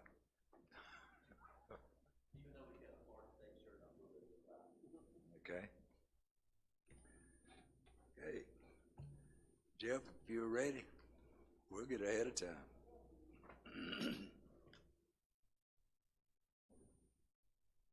Roads resurfacing projects. But if you will give your name and address for the record, you'll have up to 10 minutes to make your presentation, and then we'll have questions, I'm sure. 10 minutes. And about 3 hours worth of stuff. In 10 minutes? You gonna be good. Jeff Cato, 2036 Neely Store Road. I'm with the Public Services Division, and we are, I guess, lucky enough to be last. And maybe we're last because we, had got a little experience because we had this same type of scenario we're applying for again on Capital Sales Project 2, which I know you've heard a lot today. This isn't widening intersection improvements. This is basically what we like to nickname for the last one, pennies for potholes. This is an assortment of roads throughout the county that are just need something, whether some are, this one's a little different because as we've grown with the success off Capital Project 2, we've kind of mixed it in a little time. Last time we didn't do anything but resurface roads, reclaim and resurface. These, we have a few roads in there that are in our rural areas of the county that are gravel roads. We have some, what we call on the county level, some collector roads, like for instance, if things do happen like a Regent Parkway or a Walnut Creek Drive. We have the road going to our recycling center in Indian Land. We have some roads in some subdivisions here locally. We have some, like I said, some rural type roads, just a different variation of it. And again, with how we got it, we could take a picture of all the roads and have movies of all the roads and tell you about all the roads. It's pretty basic. I mean, we can take a dart and throw it anywhere in the county. So we'd like to spread these out. I believe we came up with a total, again, we looked at a lot of roads and grouped them all in, and how we would propose to do this is if roads were selected and given an amount, we in turn pull off this list, prioritize, get within the budget allowed and present it back, get approval from the CTC, bring it back to you guys so you guys don't really get stuck with the task of picking the roads. I know that's a big stickler for a lot of people, but again, I can answer any question off any road on this list, county and state. We've worked with the DOT on some, and you heard some stuff earlier. We do assist the state a lot. We do have a good working relationship, but these things came from the state, from their local resident maintenance engineer. We have some stuff from the city, came from the city public works. We have stuff from the town of Kershaw and Heath Springs. Again, it came from those folks there because there's different ways to select any of these roads on here. And, you could talk about, let's get the roads that everyone touches the most, your big major thoroughfares, this, that, and the other. But again, if you've got citizens on a Bill Sweat road that, they're tearing their car up every day because the road absolutely needs to be rehabbed and resurfaced, that's why we have it on this list. And the way we're doing this, and again, I was here for some prior presentations. I heard you talking about apples to apples with York County. It's not. Our pennies program last time with the road sections on it was very unique. And when we got that thing out and going, we used other places as a model. I mean, I know the York one very, very well. Those folks came to us, the folks from Richland came to us down in Charleston, and were like, man, we took a look. We're trying to figure out what are y'all doing? It'll never pass. Well, guess what? It did pass, and now 3 and 4 years later, those counties are coming back and asking us, how did y'all do that? And the simple question is, we kept it simple. This is not anything we're having to absorb the cost of acquiring right-of-way. We've got a pretty good working relationship here with our local utilities, and again, the concern we have, and I'll be back tomorrow to see what becomes of this, but should any roads be selected, we can take $3 million, we can take $30 million, and we can get that done working together with the various agencies. The county has been taking lead in most of it. We work through encroachment permits and agreements to where the DOT may do some BOMAG and we may do some resurfacing. We've got it all in here. I mean, there's not an alternative out there we haven't looked at. So we feel like, whatever can be done, we'll take it back. But this is pretty much the core list of roads. We did do one thing differently as far as some safety type projects. We did put 3 in here, then they are basically located off of Highway 5, which is a pretty dangerous highway, the Lancaster County portion. I know, I got 2 vehicles that travel it twice a day, sometimes more than that, so it is pretty rough. And in working with that, if we selected those, we would work with the DOT, and the thing that why it's on the county list is we've talked with DOT and they felt like we could do this under encroachment, but if those 3 were selected, they would obviously be more towards like a PEGO project because there is some working together with that. But what that would do is help 3 intersections, Old Hickory, Van Wyck Road, and I think what's the other one? But those 3 intersections off number 5, it would put some turn lanes in, maybe some guardrail along 5, just overall safety enhancement of those 3 major intersections on the Lancaster County portion of Highway 5. So we have that in there. Like I said, capital sales 2. And it was perfect running into this because at the time that we last talked, our transportation committee, the gas tax went up. They had just finished a series of completing some one-time money. I mean, we've seen a lot of roadway work throughout the county, mostly through CTC and capital sales projects. However, come November, we're going to be done. We're going to be out of funding. There were some PEGO alternates left on there. There were some roads where you couldn't do all of it, Possum Hollow being one of them, Shiloh Unity, J.B. Denton being the other. Those are all 3 state roads, but again, we have them in here to choose from as well, just to kind of keep the ball rolling. Again, I've talked with the administrator, the finance director, and I know this is probably a county attorney type question, but our concern is this: if we put roads on this capital sales, is like I said, after November, we're pretty much done. I mean, the only thing we have left then would be the C funds, which are significantly lower now, mostly due to the COVID and the reduction in the sale of gasoline. So we don't know what, at this time, we were prepared for CTC to have generated from last year. They encumbered everything on the first part of Possum Hollow. So hopefully by this time this year, and they were going to get a $500,000 bonus. So we were thinking CTC would have about $1 million banked now to go along with this to really do some roads. That's not there. So come November, we're pretty much done. So one thing, you know, I don't know much about it, but it would be a question that we would have was, could some of these roads be bonded? Could we get some out of that's a decision I don't make, but I can take the decision and get roads out quicker, or knowing how long down the line. Some of these roads, they might not make it that long, so it's a pretty important thing, so that's why we said we just threw it all out there. We'll pick them for you, but like I said, we'll take anything. Thank you. Any questions? I'm sure there's gonna be a bunch of those. My first question is, in sales tax 2,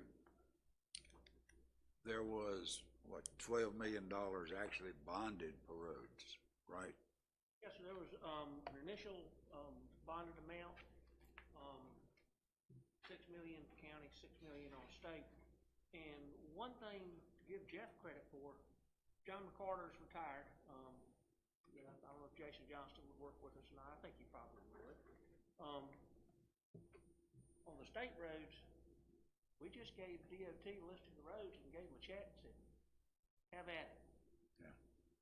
They absorbed the engineering cost on their dime because they have engineers on staff. But John McCarter actually used the $6 million check as a match to pull down the money, and that's how we got 10 miles of Riverside Road paved with some federal funding, because you know, we had local money in the game. So, you know, working with the partnerships that Jeff has really stretches those dollars out. It's true. He's done a good job since he's been there for that, and he needs to be commended for it. Not only by us, but by administration, so. All right, questions for Jeff? Mr. Hanson. We have a whole list of road resurfacings and then, I guess, 3 roundabouts or 3 intersections sprinkled in there. You know, if we're talking anywhere between $3 and $34 million, if there was a preference by this board to have 1, 2, or 3 of those intersections included, how would we give that guidance?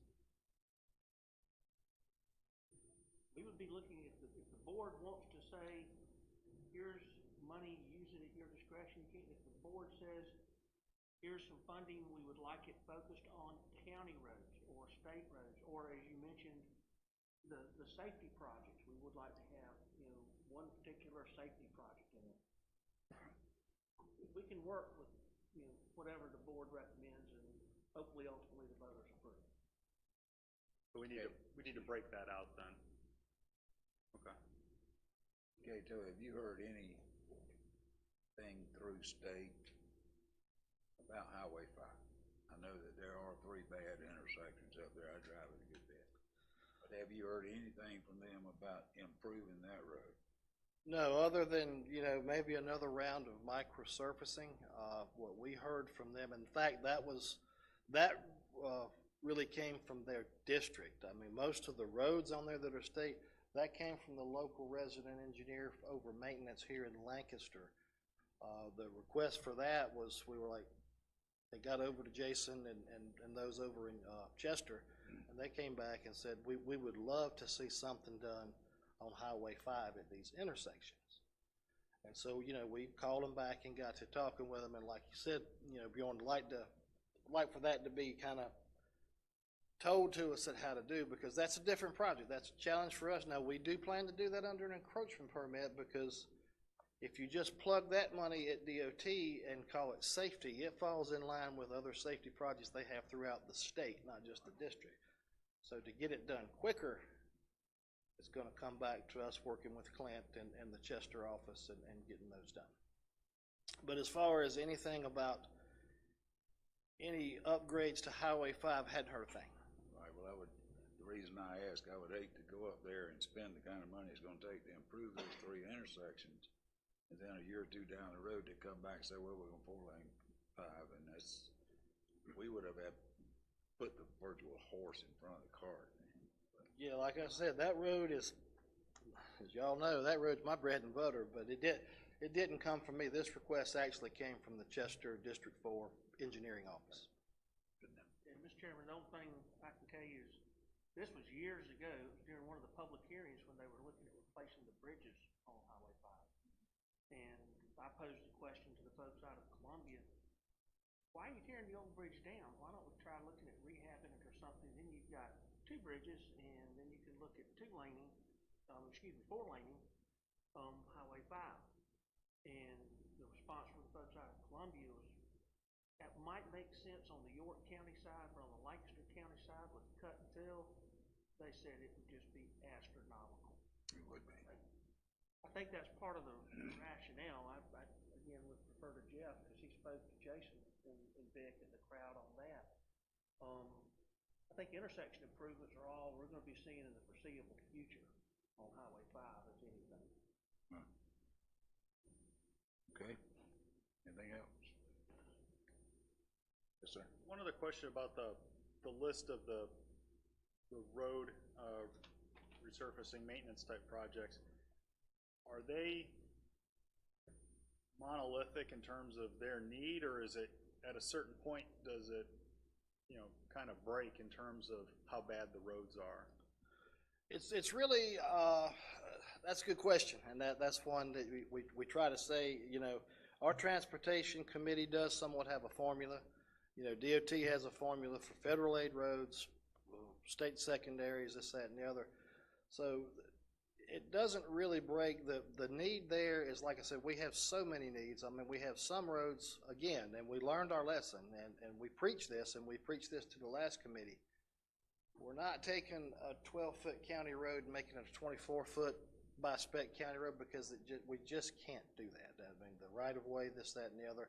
So there might be a break there, as opposed to some of your more rural roads there, your low-volume roads. We would use a low-volume approach on it, which means more than likely a cement-treated base and a surface treatment on it, as opposed to a full rehab of say, a remainder of Possum Hollow Road. Then you have to widen the shoulders a little bit. So, and then again, some of it too, you got to look at, one's going to be 30,000, one's going to be 3 million. So we just kind of took the needs from us and DOT and the municipalities and threw them all into the pot. So we could have confidence that we don't have enough money to do all of them, but the first dollar and the 30 millionth dollar are delivering equivalent amounts of value. Yes, sir. I believe that's correct. Okay. One thing to your question, a lot of it's more of an art than a science. We learned with capital project sales tax too. It's not the pure Act 114 type scenario where you can pay with quality and all that. Some of it is, take a look at the map. Some of it's just kind of spaced out, because recognizing we got to go to the voters on this. So every area of the county sees some benefit. And that is important, because they all looking. So, okay, any other questions for Mr. Cato? Just want to make sure I'm clear. When we're talking about roads today and the projects we're considering, I'm seeing the resurfacing, which we're talking about right now, right? Is that all we're talking about right now, just resurfacing, and then the Highway 5, and then Brian Carnes was talking about the widened portion of 521. So the Indian Land Road improvements thing that was sitting here for like 84 million with all that stuff in there, is that something that's still under consideration, or is that that's off separate the table? application? That's separate application. One thing that talked, and this has been a while back. It was, I think, y'all very first meeting. The 84 million that RFATS had, which was basically widening Barberville and a number of things like that, it quickly became apparent that the committee just really didn't have an appetite for something like that. You couldn't even afford to do the whole thing. And that was one, I was the requester on that, and I pulled that request. It was submitted as information, so y'all would have it in full transparency, but in recognition, it wasn't really a viable project. That, if we had York County's money, it might have been, but we don't. I just want to be clear on what we're actually considering here. Yes, sir. That in would- terms of roads. Anything else? Thank you, Mr. Cato. Thank you, sir. Appreciate your time, appreciate your effort. Good to appreciate see what you- y'all again too, by the way. And, I'll tell you, like I told the rest of them, presentation was good, but it don't guarantee funding, but Thank you. there'll be something somewhere for somebody. I don't know how much, when, or who, so, Whatever, that's right. Whatever. Thank you so much. thank you. Okay. That finishes up the list of presentations. Does any member of the commission have any questions, anything? Yes, sir, Mr. Hanson. Yes, Stuart brought up a good question. I noted that also, in addition to those widenings, and yeah, I think they were really high dollar compared to the value you were gonna get from them, so they weren't really competitive. But you also, the airport project and the Walnut Creek soccer project, did those both drop off? They made presentations. So the fact they presented earlier, they aren't coming back this round? Okay, got it. They won't come back and do an additional presentation. Got it, They've already okay. done that. Okay, anything else? Mr. Chairman, how do we proceed going forward tomorrow as far as, I mean, we've got a lot to consider and we've got a certain amount of money. How do you see? We'll look at the priorities. Well, Of course, the number everything's one- a priority to somebody. I see what you're Somebody. saying. I'm looking at the priorities for the county as a whole. The first, in my opinion, and number one priority would be the detention center and magistrate complex. That's something that's got to happen, and it's got to happen as soon as possible. If not, then it's going to cost the county more money than that to house prisoners all over the state and transfer them back and forth. Then, of course, from that point on, we will decide which is the priorities. I consider the McWhirter Field at the airport, a terminal and a hangar that would pay for itself in less than 10 years to be a priority item. And of course, roads and rehabbing roads all over the county. Those are the things that are floating to the top of the pond. Some of the items that we know we've got to have in the future is going to depend entirely upon how we handle the financing for these major projects that we've got today. We use long-term financing for the detention center that's not going to cost us an arm and a leg every year. Then there's extra money to do the other projects. We need to see and hear those. And of course, Ms. Brandy Heiser is going to be in a meeting tomorrow from what I was understanding. Yes, sir. Franny Heiser is the bond attorney. Because, if you pick the detention center, it's going to have to be bonded. So there's options she can explain. You might be able to spread it out over 2 cycles. That's a decision y'all have to make. And it's going to be interesting tomorrow because it's all going to be out here in open session. And Yeah, I guess my question is more, how do you foresee the meeting going? Because everybody's gonna have different ideas. Right. And you know, You're looking through it from one lens perspective, Right. but there's different lenses you can look at it from a priority perspective. I understand, and that's what I need to hear from you guys. What is your priority? What is yours? Let's discuss them and get it done. We got one day to get through it. I think something that would be helpful for me is I'm seeing the projection, I guess, for this piece of it here, and I think you got to start with how much money are we talking about That's first. the first thing we have to know. And we have to sort that out, otherwise it's going to be kind of hard to.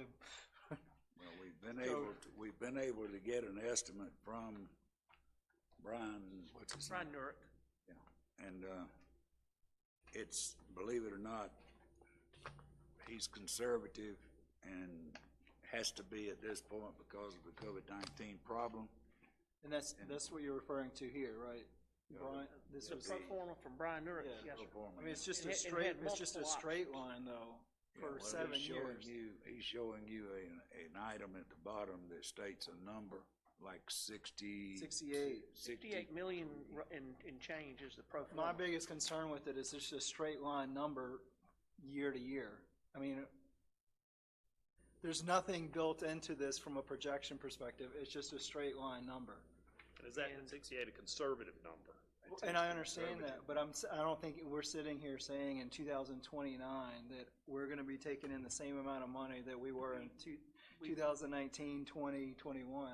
That's my biggest concern here is that I get it's conservative, but there's no consideration. Well, he's using the last full year that he had, which was 2019, I think. Which is a growth rate, so there's no growth rate, there's no consideration for that. That's my only concern when we start using $68 million is there's. Yeah. How much do we have left over from the previous round? Wasn't it like 12 Well, million? that's an interesting question. That's a question. We were looking for, to actually be able to consider using some of that money for roads. Council had asked for that. And our delegation, at least in the House version of the budget, actually got a proviso written in that would allow council to do that. Obviously, all that went out the window with the current sales tax collections. At this point, we're confident we're going to have enough to complete all the projects that we're in capital project sales tax to. There's probably going to be some amount left over, but at this point, we're not really sure what it's going to be. And I suspect more than likely what's going to happen is that whatever's left over in 2 rolls over into 3 and may give you all some additional funding to work with. Probably not going to have that to be able to project it. And again, one of the things we try to be conservative with, and I'll be the first to admit Brian may be a little too conservative, but he's very, very conservative. One thing we don't want to do is end up going back to the voters, and you look at other counties, it happens, and you tell folks, well, we overpromised. We're going to have to chop some of the projects off. So if you're conservative, you're going to have more money coming in, but there's going to be cost escalation over the years. You'll still be able to complete your projects that you promised the voters. So we're looking at probably on the order of 70 million then, total. So from what I understood from Ms. Heiser, the funding that's left over from sales tax 2 would roll over into the highest priority of sales tax 3, which of course would be the detention center. But all that would do would be reducing the amount needed for the detention center, and the money would continually roll down the hill to other items. And be added to sales tax 3.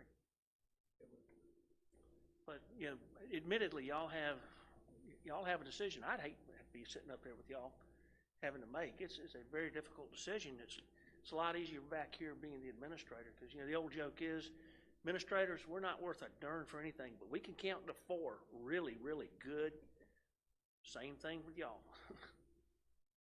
My concern with there's some projects on here that I think we all are on the same page, that are very viable, very good projects that would be very beneficial to Lancaster County, and I hate to cut them out because we're being really conservative on the numbers that we're going to be working with. I mean, that'd be a shame to short that out and not be able to do some of the things that would return real money back to Lancaster County and make some improvements, because we're trying to be really conservative. I get being conservative, but there's an opportunity cost too when we go through these things as well.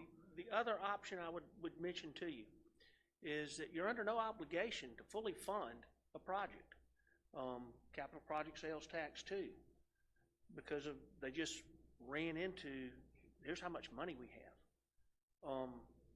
The roads were on pay-go, so it kind of worked out again because we're conservative. Some of the roads we really didn't think we might get to, but we're going to get to them because it was on pay-go at the end. But for the library, $8 million was not the request. $8 million was what they agreed to fund. Same thing for the radio system. And it was up to county council in both those cases, because they were both county projects, to come up with additional funding, which they did. So some of it y'all may want to look at, and again, it's the decision of the group. Some of the projects had other funding in there. You're just asking to be a partner. Do you want to prioritize some of those over some where you're being asked for everything? Decision We've got y'all have to make. 17 projects out there, and we all know that we're not gonna be able to fund them all. So we can start and go through this book one at a time and say, okay, do you want to consider funding this? Yes. Okay, we'll do that. We'll mark it down. We'll continue through the book. If we wind up with 5 or 6 that we agree to fund, then we'll work the numbers from there.